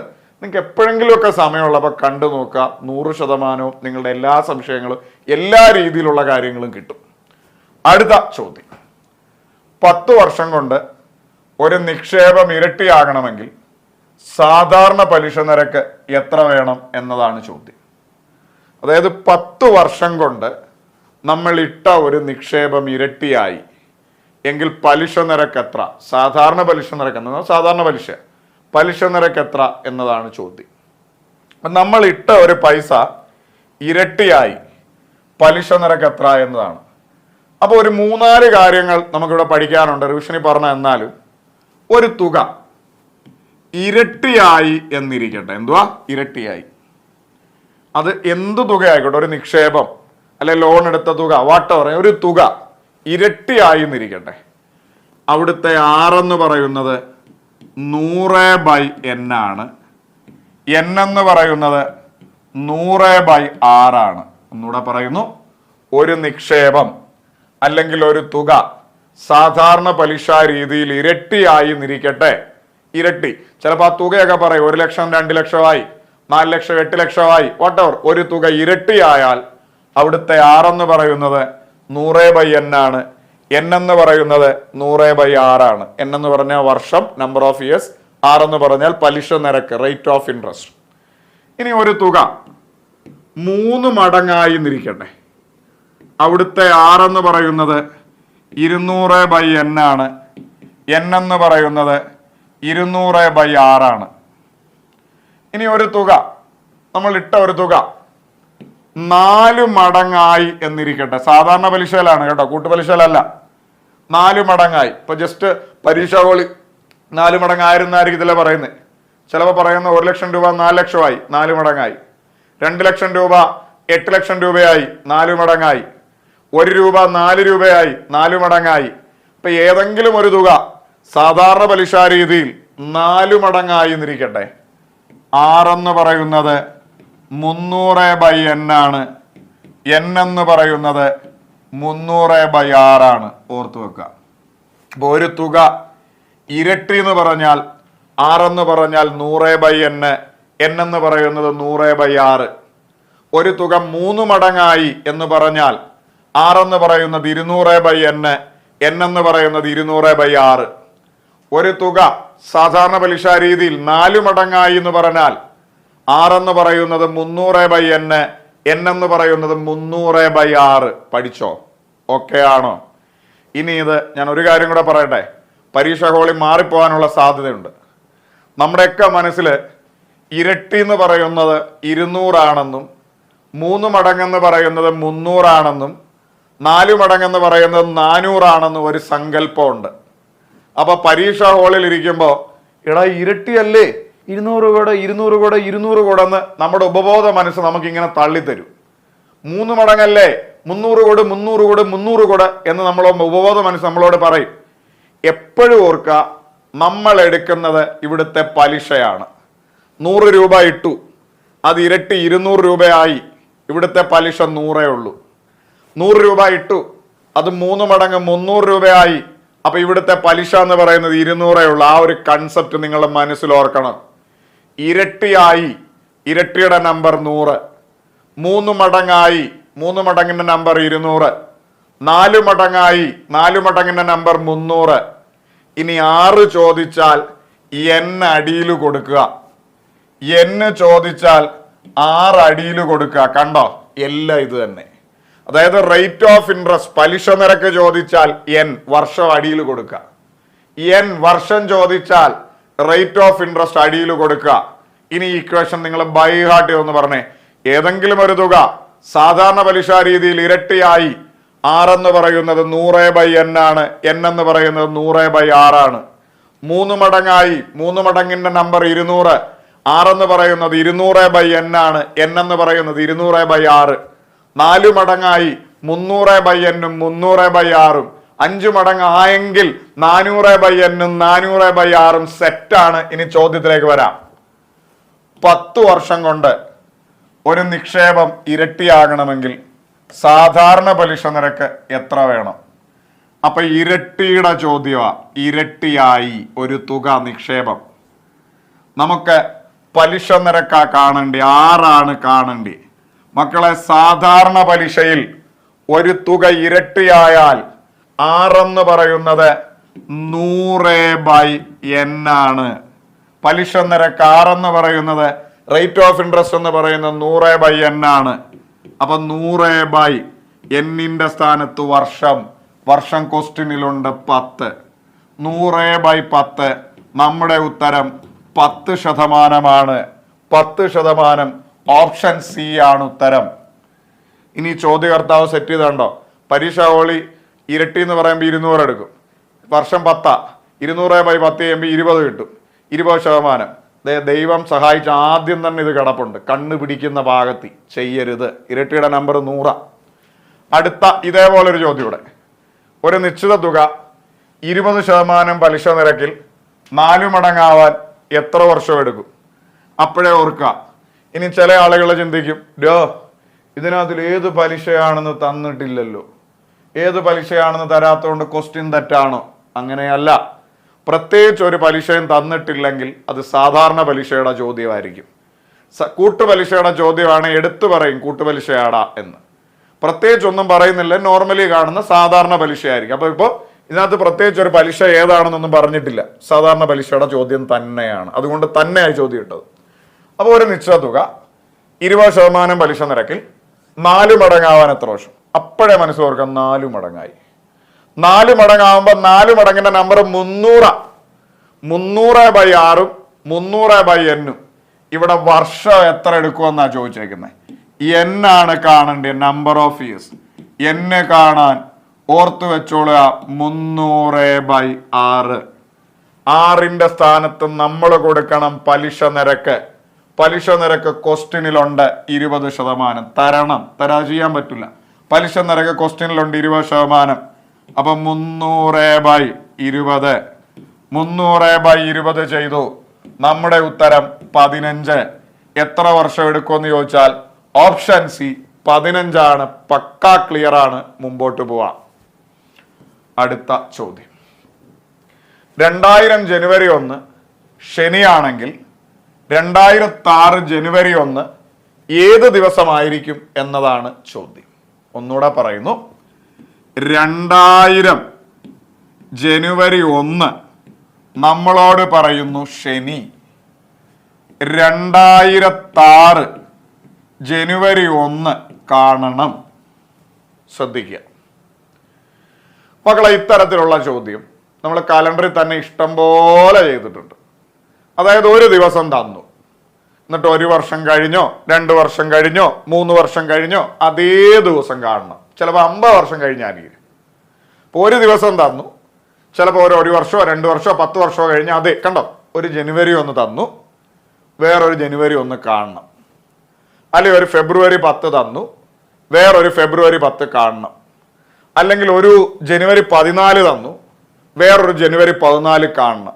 അതായത് ഒരു ദിവസം തന്നിട്ട് അതേപോലൊരു ദിവസം കാണാനുള്ള ചോദ്യമാണെങ്കിൽ, ദിവസം സെയിം ആയിരിക്കണം, ഇതൊരു കോമൺ ചോദ്യമാണെങ്കിൽ നമ്മൾ ആദ്യം ഇതിനിടയിൽ എത്ര വർഷമുണ്ട് എന്ന് നോക്കണം. 2000 മുതൽ 2006 വരെ ഈ കാലഘട്ടത്തിനിടയിൽ മക്കളെ 6 വർഷമുണ്ട്. 2001, 2002, 2003, 2004, 2005, 2006. ഇനി അഥവാ ഡൗട്ടുണ്ട് 2006 നിന്ന് 2000 കുറച്ചാലും മതി 6. ദെൻ ഇതിനിടയിൽ എത്ര പ്രാവശ്യം ഫെബ്രുവരി 29 വന്നിട്ടുണ്ട് എന്ന് നോക്കണം. അപ്പോൾ ചിലർ ആലോചിക്കും, എന്തിനാ അങ്ങനെയൊക്കെ നോക്കുന്നത്, ലീപ്പ് ഇയർ ആണോ എന്ന് നോക്കിയാൽ പോരെ? അങ്ങനെയല്ല. ചിലപ്പോ ഈ 2000 ഈ പറയുന്ന പോലെ 2000 ഫെബ്രുവരി 8 മുതലൊക്കെയാണ് ചോദ്യമെങ്കിൽ ചിലപ്പോൾ ഫെബ്രുവരി അല്ല 2000 മാർച്ച് 17 മുതലാണ് തരുന്നതെങ്കിൽ വേറൊരു മാർച്ച് 17 ആണ് കാണേണ്ടതെങ്കിൽ 2000 ലീപ്പ് ഇയർ ആണെന്നുള്ള കൺസെപ്റ്റ് നമ്മൾ അങ്ങ് എണ്ണിപ്പോവും. അപ്പൊ അതുകൊണ്ട് ഞാൻ വീണ്ടും പറയുന്നു, ലീപ്പ് ഇയർ ആണ് എന്ന് നിങ്ങൾ നോക്കരുത്. ഇവർ പറയുന്ന കാലഘട്ടത്തിനിടയിൽ എത്ര പ്രാവശ്യം ഫെബ്രുവരി 29 വന്നു നോക്കുക. മക്കളെ 2000 ഒരു ലീപ്പ് ഇയർ ആണേ. ഫെബ്രുവരി 29 ഉണ്ട്. കാര്യം ജനുവരി 1 മുതലാണ് നമ്മൾ നോക്കുന്നത്. അപ്പോൾ ഫെബ്രുവരി 29 ഉണ്ട്. പിന്നെ 4 കൊല്ലം കഴിഞ്ഞ് 2004 ഒരു ലീപ്പ് ഇയറാണ്, ഫെബ്രുവരി 29 ഉണ്ട്. പിന്നെ 4 കൊല്ലം കഴിഞ്ഞ് 2008 അത് ലീപ്പ് ഇയർ അല്ല. അപ്പോൾ അവിടെ 2008 ലീപ്പ് ഇയർ ആണ്, പക്ഷെ നമുക്ക് 2006 വരെ മതി. അപ്പൊ ഈ കാലഘട്ടത്തിനിടയിൽ 2 പ്രാവശ്യം ഫെബ്രുവരി 29 വന്നിട്ടുണ്ട്. അപ്പൊ ഈ കാലഘട്ടത്തിനിടയിൽ 6 വർഷമുണ്ട്. ഈ കാലഘട്ടത്തിനിടയിൽ 2 പ്രാവശ്യം ഫെബ്രുവരി 29 ഉണ്ട്. 6ഉം 2 കൂട്ടുമ്പോൾ 8 വന്നു. 8 ഇവിടെ വരെ ഓക്കെ ആണോ? ഇനി നമ്മുടെ ഉത്തരം കാണാൻ ചോദ്യത്തിൽ തന്നിരിക്കുന്ന ശനിയാഴ്ചയുടെ കൂടെ 8 കൂട്ടിയാൽ മതി. ചോദ്യത്തിൽ തന്നിരിക്കുന്ന ശനിയാഴ്ചയുടെ കൂടെ 8 കൂട്ടിയാൽ മതി. 8 കൂട്ടി നോക്കിക്കേ. ഞായർ, തിങ്കൾ, ചൊവ്വ, ബുധൻ, വ്യാഴം, വെള്ളി, ശനി, ഞായർ. നമ്മുടെ ഉത്തരം സെറ്റാണ്, ഞായറാണ്. മുമ്പോട്ട് പോവാം. ഇനി 8 കയ്യെ കൂട്ടാൻ ബുദ്ധിമുട്ടാണെങ്കിൽ 8നെ 7 കൊണ്ട് ഹരിച്ച് അതിൻ്റെ ശിഷ്ടം കൂട്ടിയാലും മതി. ഇപ്പൊ 15 വന്നു, കയ്യെ കൂട്ടാൻ ബുദ്ധിമുട്ട്, ആകെ 10 വരളേ ഉള്ളൂ. അപ്പൊ അതിനെ ഹരിച്ച് 7 കൊണ്ട് ഹരിച്ച് ശിഷ്ടം കൂട്ടിയാലും മതി. അപ്പൊ 8നെ 7 കൊണ്ട് ഹരിച്ചു 7 ശിഷ്ടം എത്ര? 1 കൂട്ടിയാലും മതി. ശനിയാഴ്ചയുടെ കൂടെ 1 കൂട്ടി നമ്മുടെ ഉത്തരം ഞായർ. 7 കൊണ്ട് ഹരിക്കുന്നതിന്റെ ലോജിക്ക് 7 കൂട്ടുമ്പോൾ അതേ ദിവസം ശനിയാഴ്ചയുടെ കൂടെ 7 കൂട്ടിയാൽ ശനി തന്നെയാണ്. കാര്യം ആഴ്ചയിൽ 7 ദിവസം. അപ്പൊ 7 കഴിഞ്ഞ് ബാക്കി നോക്കിയാൽ മതി. അപ്പൊ 7 കൊണ്ട് ഹരിച്ച് ശിഷ്ടം കൂട്ടി, ഓഡ് ഡേയ്സ് എന്ന് അതിനെ പറയുന്നത്, ശിഷ്ടം കൂട്ടിയാലും മതി. ഓക്കെ ആണോ? അപ്പൊ ഞാൻ ഒരു പ്രാവശ്യം കൂടെ പറയും, നിങ്ങളെല്ലാവരും എൻ്റെ ഒപ്പം പിടിക്കും. 2000 ജനുവരി 1 നമ്മളോട് പറയുന്നു ശനി. 2006 ജനുവരി 1 കാണണം. മക്കളെ, ഇതിനിടയിൽ ഒരു ജനുവരി 1 തന്നു, വേറൊരു ജനുവരി 1 കാണണം. അതായത് തന്നതും കാണേണ്ടതും ഒരേ ദിവസമാണെങ്കിൽ ഒരു ജനുവരി 1 ഉണ്ട്, വേറൊരു ജനുവരി 1 കാണണം. ഇതിനിടയിൽ എത്ര വർഷം ഉണ്ടെന്ന് നോക്കണം. 2000 മുതൽ 2006 വരെ 6 വർഷം. ഇവർ പറയുന്ന ഈ കാലഘട്ടത്തിനിടയിൽ എത്ര പ്രാവശ്യം ഫെബ്രുവരി 29 വന്നിട്ടുണ്ട് എന്ന് നോക്കണം. 2000 ഒരു ലീപ്പ് ഇയർ ആണ്. നമ്മൾ ജനുവരി മുതൽ നോക്കുന്നുണ്ട്. 1 പ്രാവശ്യം ഫെബ്രുവരി 29 വന്നു. പിന്നെ 4 കൊല്ലം കഴിഞ്ഞ് 2004 വന്നു. അങ്ങനെ 6ഉം 2 കൂട്ടുമ്പോൾ നമുക്ക് 8 എന്ന് കിട്ടും. ഒന്നുകിൽ ശനിയാഴ്ചയുടെ കൂടെ 8 കൂട്ടി ഉത്തരം എഴുതുക, അല്ലെങ്കിൽ 8 കൂട്ടാൻ ബുദ്ധിമുട്ടാണ്, 8നെ 7 കൊണ്ട് ഹരിച്ച് അതിന്റെ ശിഷ്ടം കൂട്ടുക. 8നെ 7 കൊണ്ട് ഹരിക്കുമ്പോൾ ശിഷ്ടം 1 കൂട്ടിയാലും മതി. നമ്മുടെ ഉത്തരം ഞായറാണ്. അടുത്ത ചോദ്യം, 2018 നവംബർ 24 ശനിയാണെങ്കിൽ 2022 നവംബർ 24 ഏത് ദിവസമായിരിക്കും എന്നതാണ് ചോദ്യം. ചോദ്യം ഒന്നുകൂടെ പറയുന്നു. 2018 നവംബർ 24 ശനിയാണ് എന്ന് പറയുന്നു. അങ്ങനെയാണ് 2022 നവംബർ 24 കാണണം. അതായത് മക്കളെ, ഒരു നവംബർ 24 തന്നു, വേറൊരു നവംബർ 24 കാണണം. അതായത് കാണേണ്ടതും തന്നതും ഒരേ ദിവസമാണെങ്കിൽ ഒരു മാർച്ച് 10 തന്നു, വേറൊരു മാർച്ച് 10 കാണണം. ഒരു നവംബർ 24 തന്നു, വേറൊരു നവംബർ 24 കാണണം. ഇങ്ങനെയാണ്. ഇതിനിടയിൽ എത്ര വർഷം ഉണ്ടെന്ന് നോക്കണം. 2018 മുതൽ 2022 വരെ നമുക്ക് പറയാൻ കഴിയും 4 വർഷമുണ്ട്. ഇനി അഥവാ ഡൗട്ടുണ്ട്, 2022 നിന്ന് 2018 കുറച്ചാലും നമുക്ക് കിട്ടും 4. ഇനി ഇതിനിടയിൽ എത്ര പ്രാവശ്യം ഫെബ്രുവരി 29 ഉണ്ട് എന്ന് നോക്കണം. ലീപ്പ് ഇയർ എന്ന് പഠിക്കരുത്, ഫെബ്രുവരി 29 എന്ന് തന്നെ നോക്കണം. 2018 ലീപ്പ് ഇയർ അല്ല, ഫെബ്രുവരി 29 ഇല്ല. ഇനി ഉണ്ടേ തന്നെ നമ്മൾ നവംബർ മുതലാണ് നോക്കുന്നത്. അപ്പൊ എന്തായാലും അതൊട്ട് എടുക്കത്തുമില്ല. മനസ്സിലായോ? അതുകൊണ്ട് അങ്ങനെ എടുക്കണം, അങ്ങനെ തന്നെ ചിന്തിക്കണമെന്ന് പറയുന്നത്. ഇപ്പൊ 2018 ലീപ്പ് ഇയർ ആയിരുന്നെങ്കിൽ നമ്മൾ 2018 അങ്ങ് എണ്ണിപ്പോവും. ഇപ്പൊ 2018 ലീപ്പ് ഇയർ അല്ല, ലീപ്പ് ഇയർ ആണേ തന്നെ നമ്മൾ നവംബർ മുതലാണ് നോക്കുന്നത്. അപ്പൊ എന്തായാലും ഫെബ്രുവരി 29 ആ കാലഘട്ടത്തിൽ ഇല്ല. പിന്നെ ഉള്ളത് 2019 ലീപ്പ് ഇയർ അല്ല, 2020 ലീപ്പ് ഇയർ ആണ്. ഫെബ്രുവരി 29 ഈ കാലഘട്ടത്തിലുണ്ട്. 2020 ലീപ്പ് ഇയറാ. കാര്യം 4ന്റെ ഗുണിതങ്ങളാ ലീപ്പ് ഇയർ ആയിട്ട് വരുന്നത്. പിന്നെ ഒരു 4 കൊല്ലം കഴിഞ്ഞ് 2024 അടുത്ത ലീപ്പ് ഇയർ വരുന്നത്, അടുത്ത ഫെബ്രുവരി 29 വരുന്നത്. നമുക്ക് 2024 വേണ്ട, കാര്യം 2022 വരെ മതി. അപ്പോ ഇതിനിടയിൽ ഒരു പ്രാവശ്യം 2020 മാത്രം. 4 1 മക്കളെ 5, ശനിയാഴ്ചയുടെ കൂടെ 5 കൂട്ടിയാൽ ഉത്തരം കിട്ടും. ഇനി അപ്പൊ നിങ്ങൾ ആലോചിക്കും 7 കൊണ്ട് ഹരിച്ച് ശിഷ്ടം കൂട്ടിയാലും മതി. എടാ 7 കൊണ്ട് ഹരിക്കണമെങ്കിൽ മിനിമം 7 അതിന്റെ മുകളിലോ വേണം, അല്ലെങ്കിൽ കിട്ടുന്നതെല്ലാം ശിഷ്ടം തന്നെയാ. ഇപ്പൊ വലിയ വലിയ സംഖ്യകളാണെങ്കിൽ 7 കൊണ്ട് ഹരിച്ച് ശിഷ്ടം കൂട്ടിയാൽ മതി. ഇപ്പൊ ഈ 5 എന്നൊക്കെ പറഞ്ഞാൽ ഈസി ആയിട്ട് നമുക്ക് കൂട്ടി വെക്കാം. ശനിയാഴ്ചയുടെ കൂടെ 5 കൂട്ടുക, ഞായർ, തിങ്കൾ, ചൊവ്വ, ബുധൻ, വ്യാഴം. നമ്മുടെ ഉത്തരം സിമ്പിൾ ആയിട്ട് കിട്ടി, വ്യാഴം. Option C വ്യാഴമാണ്. 2018 മുതൽ 2022 വരെ 4 വർഷം. ഇതിനിടയിൽ ഒരു പ്രാവശ്യം ഫെബ്രുവരി 29 ഉണ്ട്. 4 1 5. ശനിയാഴ്ചയുടെ കൂടെ 5 കൂട്ടുന്നു. നമ്മുടെ ഉത്തരം വ്യാഴമാണ്. Option C. മക്കളെ, അടുത്തത് ശ്രേണി പൂർത്തിയാക്കുക എന്ന ചോദ്യമാണ്. അതായത് ഒരു അക്ഷര ശ്രേണിയാണ് ആൽഫബറ്റിക് സീരീസ്. അപ്പൊ ഈ ആൽഫബറ്റിക് സീരീസിന്റെ അടുത്ത പദം ഏതാണെന്ന് നമ്മൾ കണ്ടുപിടിക്കണം. മക്കളെ, ഇത്തരത്തിലുള്ള ചോദ്യങ്ങളിൽ ഒരു 99% ഈ അക്ഷര ശ്രേണിയാണെങ്കിൽ നിങ്ങൾ ശ്രദ്ധിച്ചോളുക, ഇതിന്റെ ആദ്യത്തെ ആളും ഇവിടുത്തെ ആദ്യത്തെ ആളും തമ്മിൽ ഒരു ബന്ധം ഉണ്ടാവും. ആ ബന്ധം തന്നെ ഇവനും ഉണ്ടാവും, ആ ബന്ധം തന്നെ ഇവനും ഉണ്ടാവും. ഇതേപോലെ ആയിരിക്കും അടുത്തതും പൂരിപ്പിക്കേണ്ടത്. അപ്പൊ നിങ്ങൾ നോക്കാം, ഇവിടുത്തെ ആദ്യത്തെ ആള് Y, അവിടെ വരുമ്പോൾ ആദ്യത്തെ ആള് W, അവിടെ വരുമ്പോൾ ആദ്യത്തെ ആള് U, അവിടെ വരുമ്പോൾ ആദ്യത്തെ ആള് S.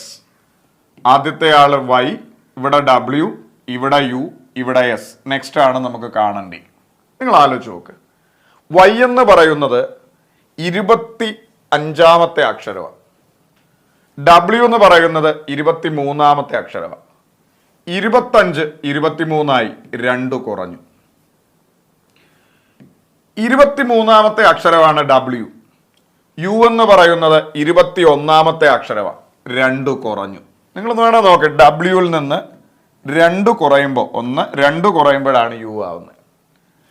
ഇനി US ആയി. U എന്ന് പറയുന്നത് 21ാമത്തെ അക്ഷരമാണ്. ആ 21ാമത്തെ അക്ഷരത്തിൽ നിന്ന് S എന്ന് പറയുന്നത് 19ാമത്തെ അക്ഷരമാണ്. 2 കുറഞ്ഞു. നോക്ക്, U 1 2 കുറയുമ്പോൾ S-ലേക്ക് വരും. അപ്പൊ സ്വാഭാവികമായും ആദ്യത്തെ അക്ഷരങ്ങൾ പോയൊരു ട്രാക്ക് നമുക്ക് കിട്ടി. YW ആയി 2 കുറഞ്ഞു, WU ആയി 2 കുറഞ്ഞു, US ആയി 2 കുറഞ്ഞു. അപ്പൊ സ്വാഭാവികമായും S-ൽ നിന്ന് 2 കുറയുന്നതാണ് ആദ്യത്തെ അക്ഷരം. S-ൽ നിന്ന് 2 കുറയ്ക്കാം. S 19ാമത്തെ അക്ഷരമാണ്. 2 കുറയുമ്പോൾ 17ാമത്തെ അക്ഷരം Q വരും. അപ്പൊ ആദ്യത്തെ ലെറ്റർ എന്ന് പറയുന്നത് Q ആയിരിക്കും. ഇനി ഓപ്ഷൻ്റെ അകത്തിൽ Q ആദ്യം വരുന്ന ഒരൊറ്റ ഓപ്ഷനേ ഉള്ളൂ. ഇതാണ് നമ്മുടെ ഉത്തരം എന്ന് നമുക്ക് പറയാം. കാര്യം ഇവിടെയോ ഇവിടെയോ അവിടെയോ Q അല്ല. ഇപ്പൊ പരീക്ഷാ ഹാളിൽ ഇത്രയും മാത്രം നിങ്ങൾ ചെയ്താൽ മതി. എന്നാലും ബാക്കിയും കൂടെ ഞാൻ ജസ്റ്റ് ഒന്ന് കാണിക്കാം. രണ്ടാമത്തെ അക്ഷരങ്ങൾ നോക്കുക.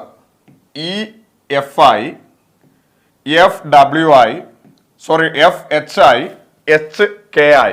ഒന്നുകൂടെ, E എന്ന് പറയുന്ന ആള് F-I, F എന്ന് പറയുന്ന ആള് H-I, H എന്ന് പറയുന്ന ആള് K-I. മക്കളെ, ഈ F ആവണമെങ്കിൽ 1 കൂടണം. ആലോചിക്ക്, ഈ 5ാമത്തെ അക്ഷരം F 6ാമത്തെ അക്ഷരം 1 കൂടി. F H ആവണമെങ്കിൽ 2 കൂടണം. കാര്യം F H ആവണമെങ്കിൽ 2 കൂടി. F 6ാമത്തെ അക്ഷരം, H 8ാമത്തെ അക്ഷരം. H K ആവണമെങ്കിൽ 8 11ആയി 3 കൂടി. അപ്പൊ 1 കൂടി 2 കൂടി 3 കൂടി. അപ്പൊ സ്വാഭാവികമായും അടുത്ത കൂടേണ്ടത് 4 Kയിൽ നിന്ന് 4 കൂടണം. 1 2 3 4 O വരും രണ്ടാമത്തെ അക്ഷരമായിട്ട്. അല്ലേ തന്നെ K 11ാമത്തെ ആളാണ്. 11ന്റെ കൂടെ 4 കൂടിയ 15ാമത്തെ ആളാവും. 15ാമത്തെ ആളെന്ന് പറയുന്നത് O ആണ്. രണ്ടാമത്തെ അക്ഷരം O വന്നു, കണ്ടോ? ഇനി 3ാമത്തെ അക്ഷരങ്ങൾ തമ്മിലും ഒരു ബന്ധം ഉണ്ടാവും. ഇവിടെ 3ാമത്തെ ലെറ്റർ B ഇവിടെ വരുമ്പോൾ അത് D ആയി. B D ആയി. ഡി ജി ആയി, ഇനി ജി ഐ ആയി. എങ്ങനെ നമുക്കൊരു റിലേഷൻ ഉണ്ടാക്കാം? ബി ഡി ആവണമെങ്കിൽ രണ്ടാമത്തെ അക്ഷരം നാലാമത്തെ അക്ഷരമായി 2 കൂടി 1 1 2, ബിയിൽ നിന്ന് ഡിയിലേക്ക് 1 2.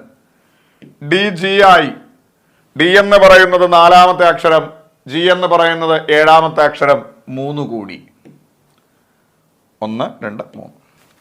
ജി ഐ ആയി, ജി ഏഴാമത്തെ അക്ഷരം, ഐ 9ാമത്തെ അക്ഷരം, 2 കൂടി. ആലോചിച്ച് നോക്ക്, ജി 1 2 കൂടി ഐ ആയി. നോക്കൂ, 2 കൂടി 3 കൂടി 2 കൂടി. അപ്പോൾ സ്വാഭാവികമായിട്ടും ഈ ഒരു റിലേഷൻ പ്രകാരം 2 കൂടി 3 കൂടി 2 കൂടി. അപ്പോൾ സ്വാഭാവികമായിട്ടും അടുത്ത കൂടേണ്ടത് 3 ആണ്. 2 കൂടി 3 കൂടി 2 കൂടി. അപ്പൊ അടുത്ത കൂടേണ്ടത് 3 ആണ്. ഐയിൽ നിന്ന് 3 കൂടണം. ഐ 9ാമത്തെ അക്ഷരമാണ്. 3 കൂടുമ്പോ 12ാമത്തെ അക്ഷരം വരും. 1 2 3 എല്ല് വരും. എല്ലുണ്ടോ? ഉണ്ട്. സോ നമ്മുടെ ഉത്തരം QOL ആണ്. ഓപ്ഷൻ സി ആണ്. ഒരു 99% ഇത്തരത്തിലുള്ള ചോദ്യങ്ങളിൽ നിങ്ങൾ ശ്രദ്ധിച്ചാൽ മതി. ഒന്നാമത്തേതും തമ്മിലൊരു ബന്ധം കാണും. രണ്ടാമത്തേതും തമ്മിലൊരു ബന്ധം കാണും.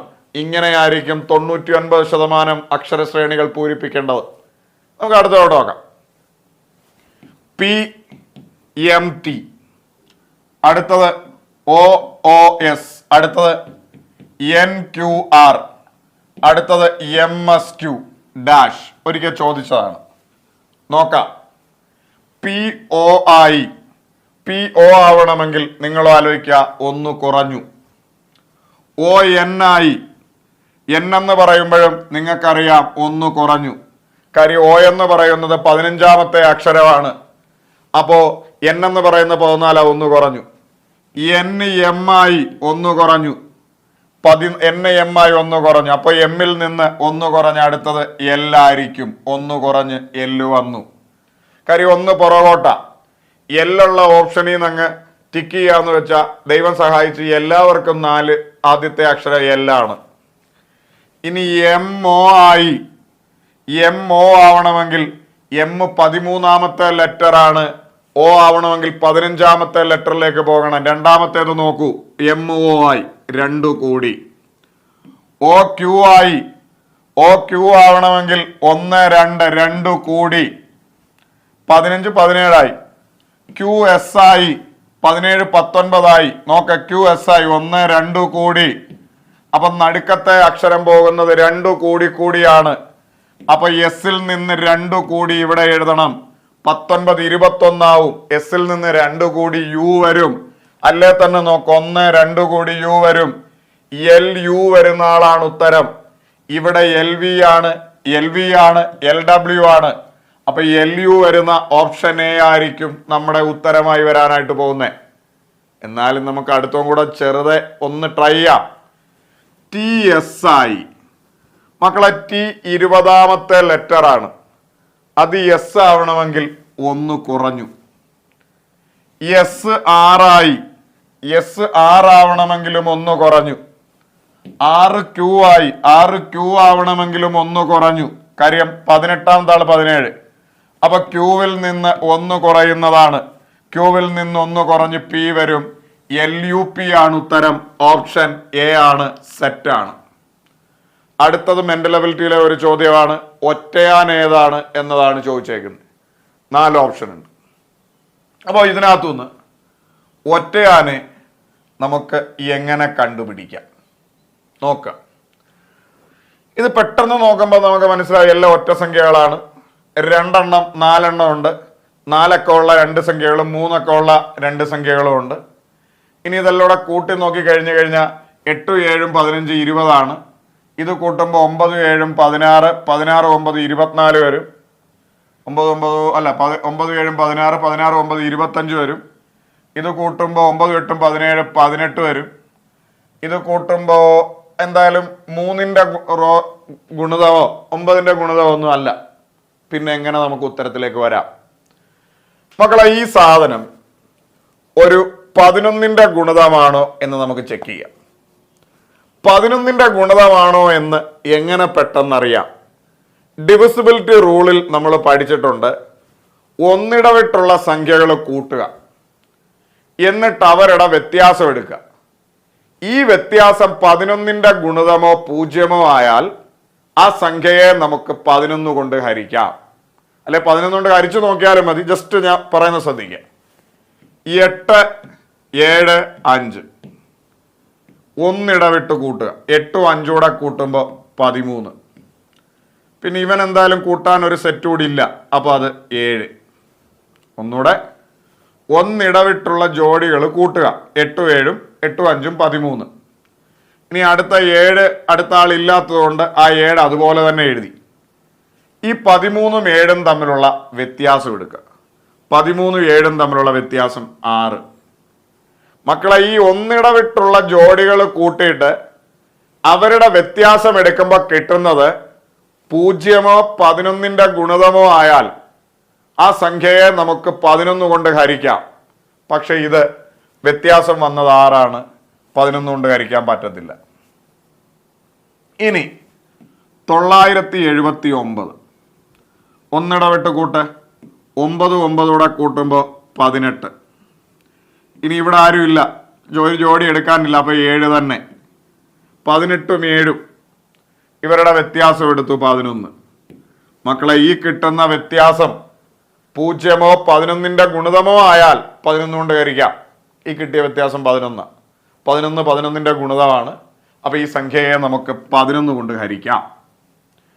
ഇനി അടുത്തത് 1089 ഒന്നിടവിട്ടുള്ള ജോഡികൾ കൂട്ടുക. 1 8ഉം 9. 9ഉം 0ഉം കൂടെ കൂട്ടുമ്പോൾ 9. കാര്യം ഇവിടെ ഒരു ജോഡി കറക്റ്റായിട്ടുണ്ട്, 4 അക്കം ആയതുകൊണ്ട്.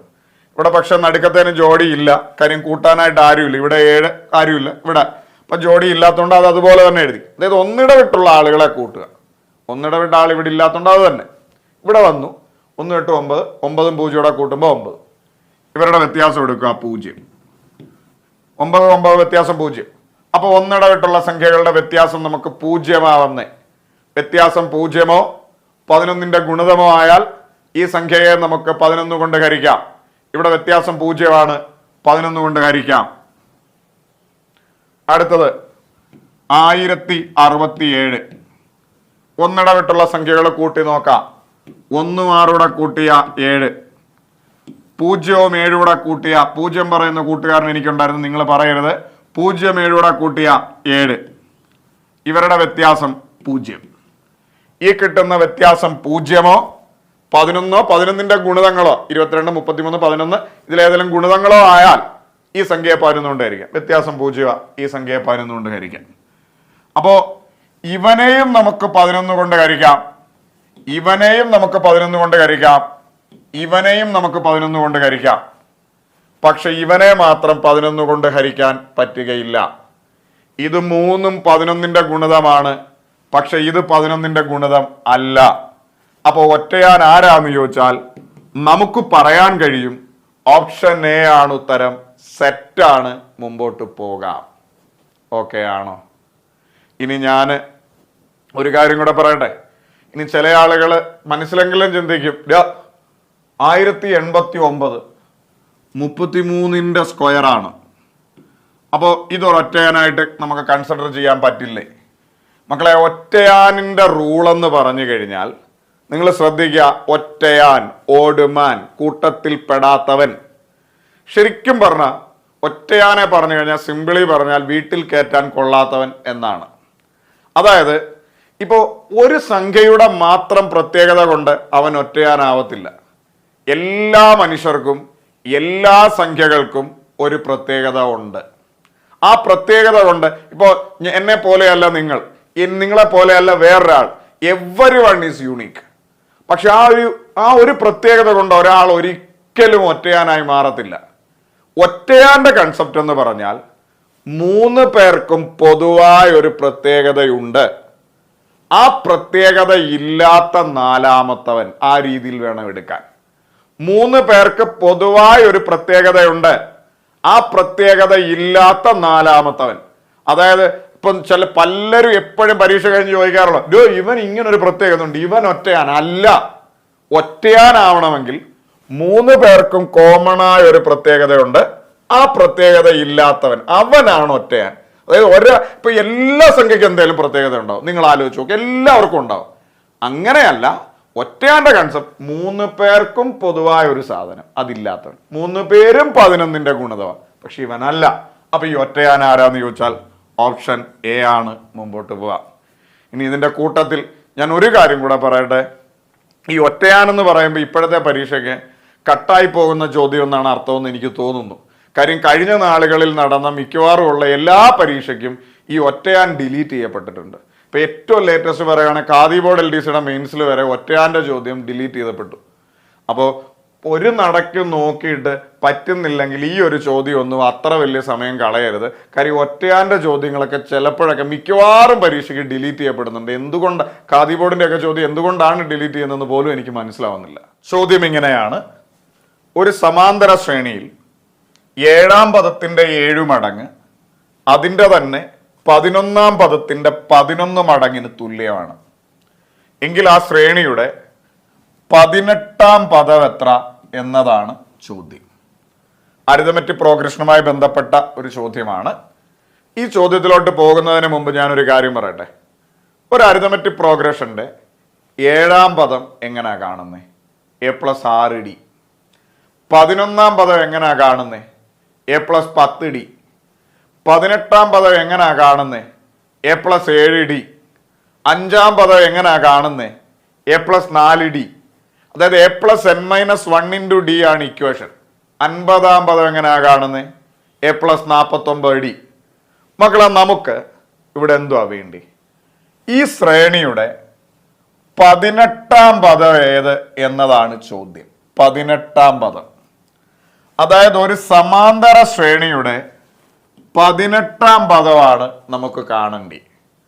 മക്കളെ, ഏതൊരു സമാന്തര ശ്രേണിയുടെയും 18-ാം പദം കാണാനുള്ള ഇക്വേഷൻ A+17D ആണ്. A+17D ആണ് നമുക്ക് കാണേണ്ടി. ഓക്കെ ആണ്, 18-ാം പദമാ വേണ്ടി. 18-ാം പദം കാണാനുള്ള ഇക്വേഷൻ A+17D ആണ്. അപ്പൊ നമുക്ക് വേണ്ടിയത് A+17D ആണ്. അതില് A എന്ന് പറയുന്നത് ആദ്യ പദം, D എന്ന് പറയുന്നത് പൊതുവ്യത്യാസം. ഇവിടെ ദൈവം സഹായിച്ച് നമുക്ക് എയും ഇല്ല ഡിയും ഇല്ല, ആദ്യ പദവും ഇല്ല, കോമൺ ഡിഫറൻസ് പൊതുവ്യത്യാസവും ഇല്ല. എന്തേലും ഇവിടെ പറഞ്ഞിട്ടുണ്ടോ? ഇല്ല. നമുക്ക് പക്ഷെ കാണേണ്ടത് A+17D ആണ്.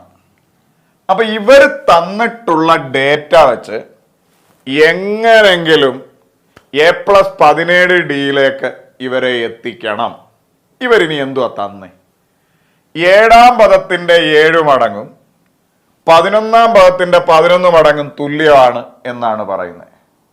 അപ്പൊ 7-ാം പദം എങ്ങനെയാ കാണുന്നത്? 7-ാം പദം എന്ന് പറഞ്ഞാൽ A+6D ആണ്. അപ്പൊ അതിന്റെ 7 മടങ്ങെന്ന് പറഞ്ഞാൽ 7 × A+6D. ഇനി 11-ാം പദം എന്ന് പറഞ്ഞാൽ നമുക്കറിയാം A+10D ആണ്. അതിന്റെ 11 മടങ്ങെന്ന് പറഞ്ഞാൽ 11 × A+10D. ഇത് രണ്ടും തുല്യമാണ് എന്നാണ് നമ്മളോട് പറയുന്നത്. ഒന്നുകൂടെ, ഒരു സമാന്തര ശ്രേണിയുടെ 7-ാം പദത്തിന്റെ 7 മടങ്ങ്. 7-ാം പദം എന്ന് പറഞ്ഞാൽ A+6D. അതിന്റെ 7 മടങ്ങെന്ന് പറഞ്ഞാൽ 7 × A+6D. 11-ാം പദം എന്ന് പറഞ്ഞാൽ A+10D. അതിന്റെ 11 മടങ്ങെന്ന് പറഞ്ഞാൽ 11 × A+10D. ഇത് രണ്ടും തുല്യമാണ് മക്കളെ, തുല്യമാണ് എന്നാണ് ചോദ്യത്തിൽ പറയുന്നത്. അതായത് 3 മടങ്ങെന്ന് പറയുമ്പോൾ എപ്പോഴും 3 കൊണ്ട് ഗുണിക്കുക. 6 മടങ്ങെന്ന് പറഞ്ഞാൽ എപ്പോഴും 6 കൊണ്ട് ഗുണിക്കുക. 5 മടങ്ങെന്ന് പറഞ്ഞാൽ എപ്പോഴും 5 കൊണ്ട് ഗുണിക്കുക. അതൊക്കെ നിങ്ങൾക്ക് അറിയാം. അപ്പൊ ലാസ്റ്റ് ടൈം ഒന്നുകൂടെ പറയുന്നു. 7-ാം പദത്തിന്റെ 7 മടങ്ങ്. 7-ാം പദം എന്ന് പറഞ്ഞാൽ A+6D. അതിന്റെ 7 മടങ്ങ് എന്ന് പറഞ്ഞാൽ 7 × A+6D. 11-ാം പദത്തിന്റെ 11 മടങ്ങ്. 11-ാം പദം എന്ന് പറഞ്ഞാൽ A+10D. അതിന്റെ 11 മടങ്ങ് എന്ന് പറഞ്ഞാൽ 11 × A+10D. ഇത് രണ്ടും തുല്യമാണ് എന്നാണ് പറയുന്നത്. ഈ ഒരു സാധനത്തിൽ നിന്ന് ഇവിടേക്ക് നമുക്ക് വരണം. കാര്യം നമുക്ക് വേണ്ടിയത് A+17D 18ാം പദം ഇവിടേക്ക് എങ്ങനെങ്കിലും എത്തിക്കണം. എങ്ങനെ എത്തിക്കാം? നമുക്ക് എല്ലാവർക്കും അറിയാം, ഈ 7 ഈ ബ്രാക്കറ്റിലുള്ള സംഖ്യകളെല്ലാം ഗുണിക്കണം. അപ്പോൾ അകത്തുള്ള എല്ലാവരെയും ഗുണിക്കാൻ പോവുക. കാര്യം ബ്രാക്കറ്റിന് വെളിയിൽ ഒരു സംഖ്യ ഉണ്ടെങ്കിൽ ബ്രാക്കറ്റിൻ്റെ അകത്തുള്ള എല്ലാവരെയും ഗുണിക്കണം. അപ്പോൾ അകത്ത് എയും 7 ഗുണിക്കുമ്പോൾ 7A പ്ലസ് 7 6D ഗുണിച്ചാൽ 42D ഈക്വൽ ടു 11A ഗുണിച്ചാൽ 11A പ്ലസ് 11 10D ഗുണിച്ചാൽ 110D. ഓക്കെ ആണ്. ഇനി നമുക്കൊരു രസത്തിന് ഇവിടെ കിടക്കുന്ന ആളുകളെ എല്ലാം ഇവിടേക്ക് അങ്ങ് കൊണ്ടുവരാം. ഓക്കെ, അപ്പോൾ നിങ്ങൾ ആലോചിക്കും, ഇങ്ങോട്ട് കൊണ്ടുവന്നാൽ പോരെ. ഇങ്ങോട്ട് കൊണ്ടുവന്നാൽ ചിലപ്പോൾ നെഗറ്റീവ് ഉണ്ടാവും. ഈ മൈനസ് സംഖ്യകൾ കാണുമ്പോൾ നമുക്ക് മൊത്തത്തിലൊരു അലർജിയാണ്. കാര്യം 7A -11 എന്ന് പറയുമ്പോൾ -4 വരും. അതിലും നല്ലത് ഇപ്പുറത്തേക്ക് കൊണ്ടുപോയാൽ എല്ലാം പോസിറ്റീവാണ്. ഇവിടെ കിടക്കുന്നവരെല്ലാം ഈ സൈഡിൽ 11A ഉണ്ട് പ്ലസ് 110D ഓൾറെഡി ഉണ്ട്. ഈ 7A അപ്പുറത്തേക്ക് പോകുമ്പോൾ -7A ആയി. ഈ 42D അപ്പുറത്തേക്ക് പോകുമ്പോൾ -42D ആയി. കാര്യം സമചിഹ്നത്തിന് അപ്പുറത്തേക്ക് ഒരു പ്ലസ് പോയാൽ മൈനസ് ആവും, മൈനസ് പോയാൽ പ്ലസ് ആവും, ഇൻറ്റു പോയാൽ ഡിവിഷൻ ആവും, ഡിവിഷൻ പോയാൽ ഇൻറ്റു ആവും, തിരിഞ്ഞു വരും. ഇവിടെ ഉള്ളവരൊക്കെ അപ്പുറത്ത് പോയി. ഇവിടെ ആരുമില്ല, ഇവിടെ 0. ഇനി 0 സമം 11A -7A. 11Aയിൽ നിന്ന് 7A പോയ 4A. 110D -42D. 110Dയിൽ നിന്ന് 42D പോയ നമുക്ക് മനസ്സിലായി 68D ആണ് ബാക്കിയുള്ളത്. അപ്പൊ ഈ സൈഡിൽ 4A പ്ലസ് 68D എന്ന് വന്നു. ഇനി നിങ്ങൾ ശ്രദ്ധിക്കുക, 4A ഞാൻ ഇവിടോട്ട് എഴുതുകയാണ്. ഇവിടോട്ട് ശ്രദ്ധിക്കുക, 4A പ്ലസ് 68D എന്ന് പറയുന്നത് മക്കളെ 0യാ. കണ്ടോ, 0. 4A പ്ലസ് 68D എന്ന് പറയുന്നത് 0യാ. ഈ 4Aക്കകത്തുനിന്ന് നമുക്കൊരു 4 കോമൺ എടുക്കാം. 68Dക്കകത്തുനിന്നും നമുക്കൊരു 4 കോമൺ എടുക്കാം. കാര്യം 4നെയും നമുക്ക് 4 കൊണ്ടായിരിക്കും 68നെ. അപ്പൊ 4Aക്കകത്തുനിന്ന് ഒരു 4 കോമൺ എടുത്താൽ ബാക്കി അവിടെ A ഉള്ളൂ. പ്ലസ് 68Dക്കകത്തുനിന്ന് ഒരു 4 കോമൺ എടുക്കാം. കാര്യം 68Dക്കകത്ത് 4 കോമൺ എടുക്കുക. 68നെ 4 കൊണ്ട് ഹരിച്ചാൽ ബാക്കി 17D ഈക്വൽ ടു 0. കണ്ടോ, 4Aക്കകത്തുനിന്ന് 4 കോമൺ എടുത്തു. 4 കോമൺ എടുത്താൽ ബാക്കി അവിടെ A ഉള്ളൂ. കാര്യം 4നെ 4 കൊണ്ട് ഹരിച്ചാൽ A ആ വരുന്നത്. ഇനി 4A 4 കൊണ്ട് ഹരിച്ചാൽ A വരും. 68Dക്കകത്തുനിന്ന് ഒരു 4 കോമൺ എടുത്തു. 4 കോമൺ എടുക്കാന്ന് പറഞ്ഞാൽ 68Dയെ 4 കൊണ്ട് ഹരിച്ചാൽ ബാക്കി 17D. കാര്യം ഇത് അകത്തേക്ക് കൊടുക്കുമ്പോൾ ഇതാവും. ഇനി ഞാൻ ഈ A പ്ലസ് A 17D ഇവിടെ നിർത്തിയിട്ട് ഈ 4നെ ഇവിടേക്ക് കൊണ്ടുവന്നു. കാര്യം ഇൻറ്റു 4 അത് അവിടെ പോയി ഡിവിഷൻ 4 ആവും. 0/4 എന്ന് വരും. മക്കളെ 0 കൊണ്ടുള്ള ഹരണം, 0യെ ഏത് സംഖ്യ കൊണ്ട് ഗുണിച്ചാലും ഹരിച്ചാലും 0 തന്നെ. ആലോചിച്ച് നോക്ക്. 0/2 0, 0/7 7, 0, 0/5 0. അപ്പോ ഇത് ചെയ്യുമ്പോൾ നമുക്ക് കിട്ടും A പ്ലസ് 17D എന്ന് പറയുന്നത് 0യാ. നമുക്ക് വേണ്ടത് 18ാമത്തെ പദവാ. 18ാമത്തെ പദം കാണാനുള്ള ഇക്വേഷൻ A പ്ലസ് 17D അത് നമുക്ക് 0 ആയിട്ട് കിട്ടിയടാ. അപ്പൊ A പ്ലസ് 17D 18ാമത്തെ പദം 0 ആണ് എന്ന് മനസ്സിലാവും. ഓപ്ഷനിൽ 0 ഇല്ല. സോ നമ്മുടെ ഉത്തരം ഓപ്ഷൻ ഡി, ഇവയൊന്നും അല്ല. ഓക്കെ ആണോ? ഞാൻ ഒരു വട്ടം കൂടെ പെട്ടെന്ന് പിടിക്കും, നിങ്ങൾ എല്ലാവരും എൻ്റെ ഒപ്പം പിടിക്കും. നമുക്ക് 18ാം പദമാ വേണ്ടി. 18ാം പദം കാണാനുള്ള ഇക്വേഷൻ A പ്ലസ് 17D ആണ്. ഇതാണ് നമുക്ക് കാണേണ്ടി. അപ്പോ 7ാം പദത്തിന്റെ 7 മടങ്ങ്. 7ാം പദം കാണാനുള്ള ഇക്വേഷൻ A പ്ലസ് 6D. അതിന്റെ 7 മടങ്ങ് എന്ന് പറഞ്ഞാൽ 7 ഗുണം A പ്ലസ് 6D. 11ാം പദത്തിന്റെ 11 മടങ്ങ്. 11ാം പദം കാണാനുള്ള ഇക്വേഷൻ A പ്ലസ് 10D ആണ്. അതിന്റെ 11 മടങ്ങ് എന്ന് പറഞ്ഞാൽ 11 ഗുണം A പ്ലസ് 10D. ഇത് രണ്ടും കൂടെ തുല്യമാണ് എന്നാണ് പറയുന്നത്. 7 അകത്തേക്ക് മൾട്ടിപ്ലൈ ചെയ്താൽ 7a, 7 6d മൾട്ടിപ്ലൈ ചെയ്താൽ 42d ഈക്വൽ ടു 11a അകത്തേക്ക് മൾട്ടിപ്ലൈ ചെയ്താൽ 11a, 11aയും 10d മൾട്ടിപ്ലൈ ചെയ്താൽ 110d. ഇനി ഇവിടെ കിടക്കുന്നവരെല്ലാം അങ്ങോട്ടേക്ക് കൊണ്ടുവരാം. അപ്പൊ കാര്യം അങ്ങോട്ട് കൊണ്ടുപോകുന്നതിന്റെ കാര്യം നെഗറ്റീവ് ഒഴിവാക്കാം. ഇവിടെ ഓൾറെഡി 11a ഉണ്ട് പ്ലസ് 110d ഉണ്ട്. 7a അപ്പുറത്ത് പോയാൽ -7a ആവും. 42d അപ്പുറത്തേക്ക് പോയാൽ -42d ആവും. ഇവിടെ ഉള്ളവരൊക്കെ അപ്പുറത്തേക്ക് പോയത് കൊണ്ട് ഇവിടെ ആരുമില്ല, പാവം ഇവിടെ 0യാ. കാര്യം ഇവിടെ ഉള്ള എല്ലാവരെയും നമ്മളെടുത്ത് എന്ത് ചെയ്തു, അപ്പുറത്തേക്ക് കൊണ്ടുവന്നു. അപ്പൊ 0 സമം 11aയിൽ നിന്ന് 7a പോയാ 11a ഉണ്ട്, 7a പോയി, ബാക്കി 4a ഉണ്ട്. പ്ലസ് 110dയിൽ നിന്ന് 42d പോയാ 110d ഉണ്ട്, അതിൽ നിന്ന് ഒരു 42d അങ്ങ് പോയി, മൈനസാ. കാര്യം 110d മൈനസ് 42d, 110dയിൽ നിന്ന് 42d പോയാ ബാക്കി 68d ഉണ്ട്. ഇനി നിങ്ങൾ നോക്കുക, ഇവിടേക്ക് ശ്രദ്ധിക്കുക. 4a പ്ലസ് 68d എന്ന് പറയുന്നത് കുഞ്ഞുങ്ങളെ 0യാണ്. ഇനി നിങ്ങൾ ശ്രദ്ധിക്കുക, ഇവിടെ നിന്നൊരു 4 കോമൺ എടുക്കാം നമുക്ക്. 4aയും 4ന്റെ ഗുണിതമാണ് 4, 68ഉം 4ന്റെ ഗുണിതമാണ്. 4aക്കകത്തുനിന്ന് 4 കോമൺ എടുത്താൽ 4 കോമൺ ആയിട്ട് വെളിയിൽ എഴുതിയാൽ ബാക്കി അകത്ത് a ഉള്ളൂ. കാര്യം കോമൺ എടുക്കാന്ന് പറഞ്ഞാൽ 4a 4 കൊണ്ട് ഹരിക്കുമ്പോൾ ബാക്കി ഏതാ a ഉള്ളത്. പ്ലസ് 68dക്കകത്തുനിന്ന് 4 കോമൺ പോയാ 68നെ 4 കൊണ്ട് ഹരിച്ച് 17, 17d ഈക്വൽ ടു 0. ഈ 4 അവിടെ പോയാ a പ്ലസ് 17d എന്ന് പറയുന്നത് 0യാണ്. കാര്യം 0/4 എന്ന് വരും, 4 ഇൻറ്റു അവിടെ പോയി ഡിവിഷൻ. അപ്പൊ ഇവിടെ a പ്ലസ് 17d എന്ന് പറയുന്നത് 0/4 0യാണ്. നമുക്ക് വേണ്ടിയത് 18ാമത്തെ പദമാണ്. 18ാമത്തെ പദം എന്ന് പറഞ്ഞാൽ a പ്ലസ് 17d ആണ്. അതിന്റെ വാല്യൂ 0 എന്ന് കിട്ടി. സോ 0 ഇല്ലാത്തത് കൊണ്ട് ഓപ്ഷൻ ഡി ഇവയൊന്നും അല്ല. മക്കളെ, ഈ ഒരു ചോദ്യം 3ാമത്തെ തവണയാണ് PSC പരീക്ഷയിൽ റിപ്പീറ്റ് ആവുന്നത്. ഇത് 2023 ഒരു ഡിഗ്രി മെയിൻസിന് ചോദിച്ചതാണ്. ഡിഗ്രി മെയിൻസിന് ഒരു 3 മാസങ്ങൾക്ക് മുമ്പ് ഈ സെയിം ചോദ്യം സെയിം നമ്പർ ഒരു ഡിഗ്രിക്ക് വേണ്ടിയിട്ടുള്ള ഒരു ലൈവ് ക്ലാസ്സിൽ നമ്മൾ ഈ ചാനലിൽ തന്നെ ചെയ്തിട്ടുണ്ട്. ഇത് കൂടാതെ ഒരു ഡിഗ്രി പ്രിലിംസിന് ചോദിച്ചു, 2 ഡിഗ്രിക്ക് ചോദിച്ചാണ്. ഇപ്പോ ഇത് LDക്കും വന്നു. സെയിം ചോദ്യം സെയിം നമ്പർ 3ാമത്തെ പ്രാവശ്യമാണ് റിപ്പീറ്റ് ആയിട്ട് വരുന്നത്. അപ്പൊ നിങ്ങൾ ശ്രദ്ധിക്കുക, ഒരു 2 പ്രാവശ്യം ചെയ്ത് പഠിക്കുക. ഇതിന്റെ കൂട്ടത്തില് ഞാൻ ഒരു കാര്യം കൂടെ പറയട്ടെ. ഞാൻ ഈ പറയുന്ന പാറ്റേണിൽ വരുന്ന ചോദ്യങ്ങളാണ് എപ്പോഴും 0 ആയിരിക്കും.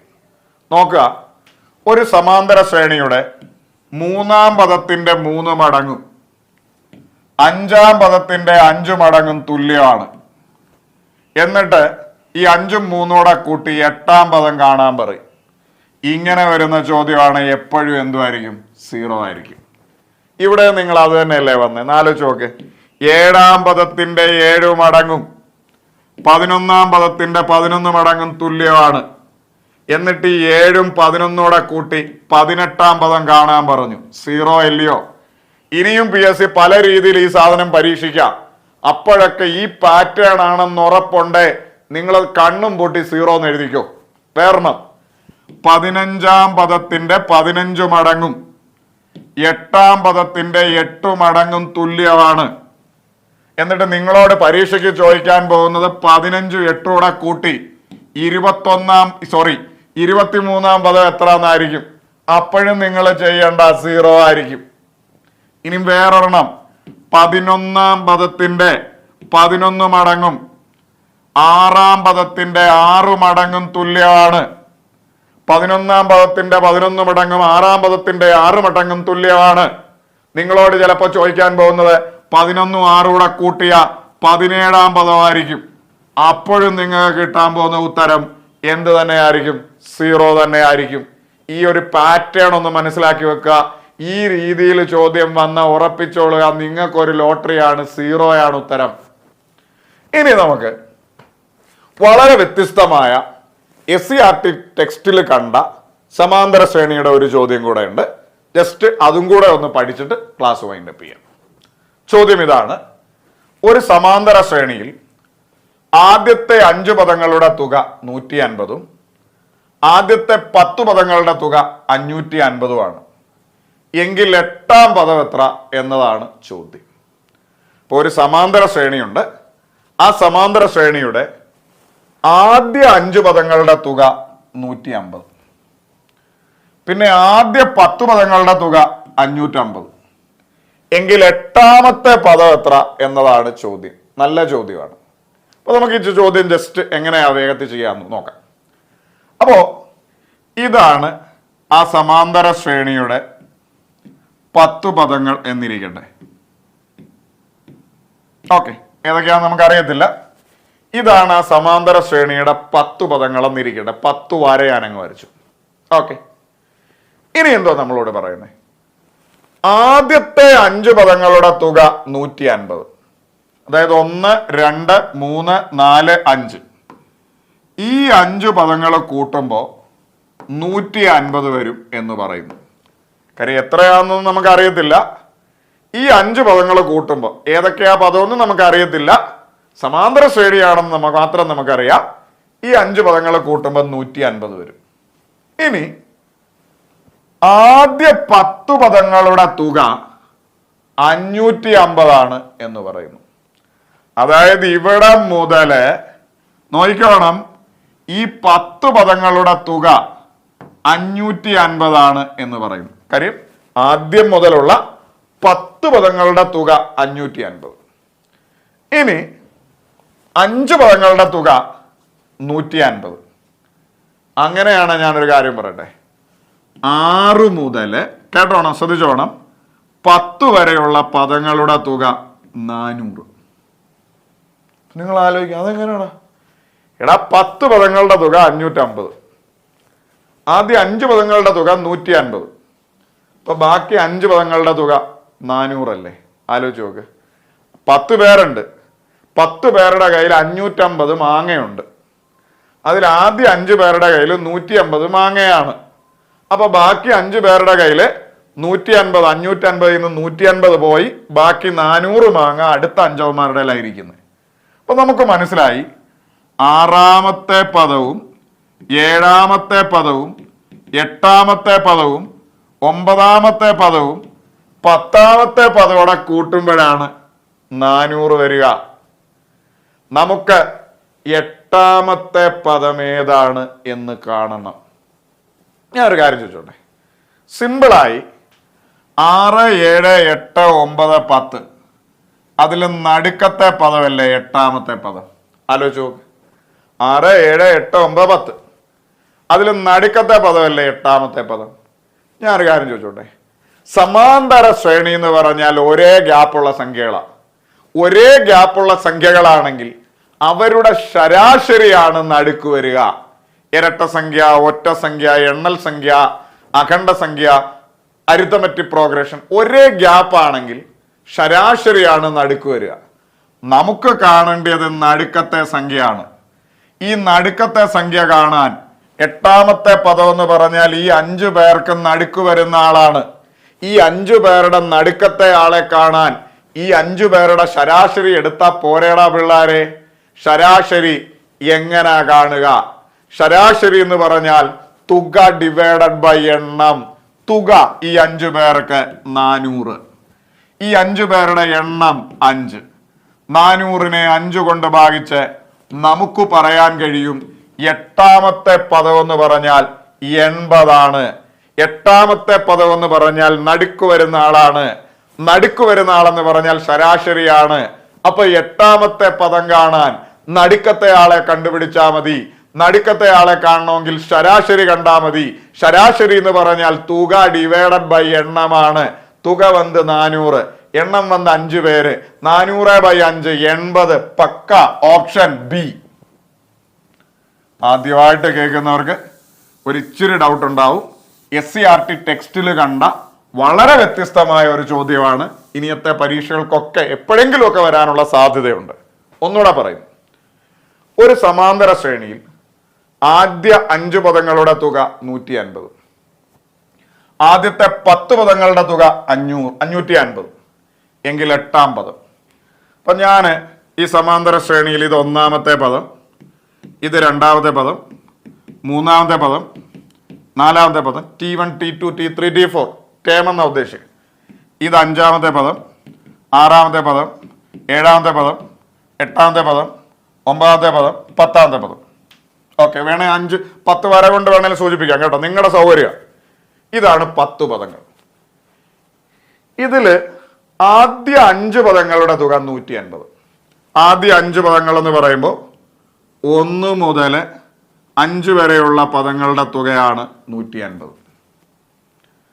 ഇനി ആദ്യ 10 പദങ്ങളുടെ തുക 550.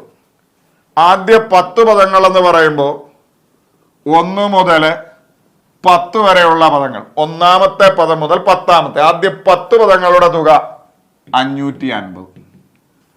ഞാനൊരു കാര്യം ചോദിച്ചോട്ടെ, ആദ്യ 10 പേരെ കൂട്ടുമ്പോൾ 550, ആദ്യ 5 പേരെ കൂട്ടുമ്പോൾ 150. അങ്ങനെയാണ് ഇവന്മാർ 6 മുതൽ 10 വരെയുള്ളവരുടെ തുക 400 അല്ലേടാ മക്കളെ. എങ്ങനാ? 10 പേരുടെ കയ്യിൽ എത്ര? 550 മാങ്ങ. 5 പേരുടെ കയ്യിൽ 150 മാങ്ങ. അപ്പൊ ബാക്കി 6 മുതൽ 10 പേരുടെ കയ്യിൽ 550 150 പോയിട്ട് ബാക്കി 400 വാങ്ങാം. നമ്മളോട് ബാക്കി 5 പേരുടെ തുക ചോദിച്ചായിരുന്നെങ്കിൽ നമുക്ക് പറയാം 6 തൊട്ട് 10 വരെയുള്ളവരുടെ തുക 400 ആണെന്ന് പറയാം. പക്ഷെ നമ്മളോട് എന്തോ ചോദിച്ചേക്കുന്നത്? 8-ാം പദം എത്ര എന്നതാണ് ചോദ്യം. 8 പദത്തിന്റെ തുകയല്ല, 8-ാം പദം എത്ര. മക്കളെ, ഈ 5 പേരുടെ നോക്കിക്കോണം, 6 7 8 9 10 5 പദങ്ങളുടെ നടുക്കത്തെ പദമാണ് 8-ാമത്തെ പദം എന്ന് പറഞ്ഞാൽ. ആലോചിച്ച് നോക്ക്, 6 7 8 9 10 ഈ 5 പേരുടെ നടുക്കത്തെ പദമാണ് 8-ാമത്തെ പദം. നമുക്കെല്ലാവർക്കും അറിയാം, ഈ സമാന്തര ശ്രേണി എന്ന് പറയുന്നവർക്ക് ഒരേ ഗ്യാപ്പാ, അതായത് ഒരേ സംഖ്യ കൂടിയോ കുറഞ്ഞോ പോവുക. സമാന്തര ശ്രേണി, ഇരട്ട സംഖ്യ, ഒറ്റ സംഖ്യ, ഇങ്ങനെ ഒരേ ഗ്യാപ്പുള്ള സംഖ്യകളാണെങ്കിൽ ഇവരുടെ ശരാശരി എന്ന് പറയുന്നത് നടുക്കത്തെ സംഖ്യയാണ്. അപ്പോ നമുക്ക് ഈ 5 പേരുടെ നടുക്കത്തെ സംഖ്യ എന്ന് പറയുന്നത് ശരാശരിയാണ്. അപ്പൊ നടുക്കത്തെ സംഖ്യ കാണാൻ ശരാശരി കണ്ടുപിടിച്ചാ മതി. ശരാശരി എന്ന് പറഞ്ഞാൽ തുക ഡിവൈഡഡ് ബൈ എണ്ണം. തുക മക്കളെ 400. ഈ 5 പേരുടെ എണ്ണം മക്കളെ 5. ഈ 5 പേരുടെ മാത്രം ശരാശരി എന്ന് പറഞ്ഞാൽ നമുക്ക് മനസ്സിലായി 80. അപ്പൊ ഈ 5 പേരുടെ ശരാശരി 80. അതായത് ഈ 5 പേരുടെ നടുക്ക് 80 വരും.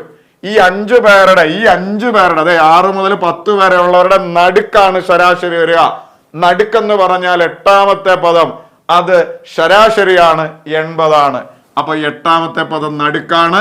നടുക്കത്തെ പദം കാണാൻ ശരാശരി കണ്ടാൽ മതി. അത് 80 ആണ്, സെറ്റാണ്, ഓപ്ഷൻ ബി ആണ്. ഇന്നത്തെ ക്ലാസ്സിൽ നമ്മൾ പറഞ്ഞ കാര്യങ്ങൾ, പഠിച്ച കാര്യങ്ങൾ എല്ലാം നിങ്ങൾക്ക് നന്നായി മനസ്സിലായി. നിങ്ങൾ ഇതൊക്കെ നോട്ടിൽ കുറിച്ച് വെച്ചു എന്ന് തന്നെ വിശ്വസിക്കുന്നു. അപ്പൊ ഈ മോഡലിലൊക്കെ ഉള്ള ചോദ്യങ്ങൾ നിങ്ങൾക്ക് എവിടെ കണ്ടാലും ചെയ്യാൻ പറ്റുന്ന ഒരു പരുവത്തിലേക്ക് നിങ്ങൾ എത്തിയെന്ന് കരുതുന്നു. അപ്പൊ എല്ലാവർക്കും താങ്ക് യു. ഇതേപോലെ മറ്റൊരു ക്ലാസ്സിൽ വേഗം കാണാമെന്ന പ്രതീക്ഷയോടെ നിർത്തുന്നു. Signing off, Jerry.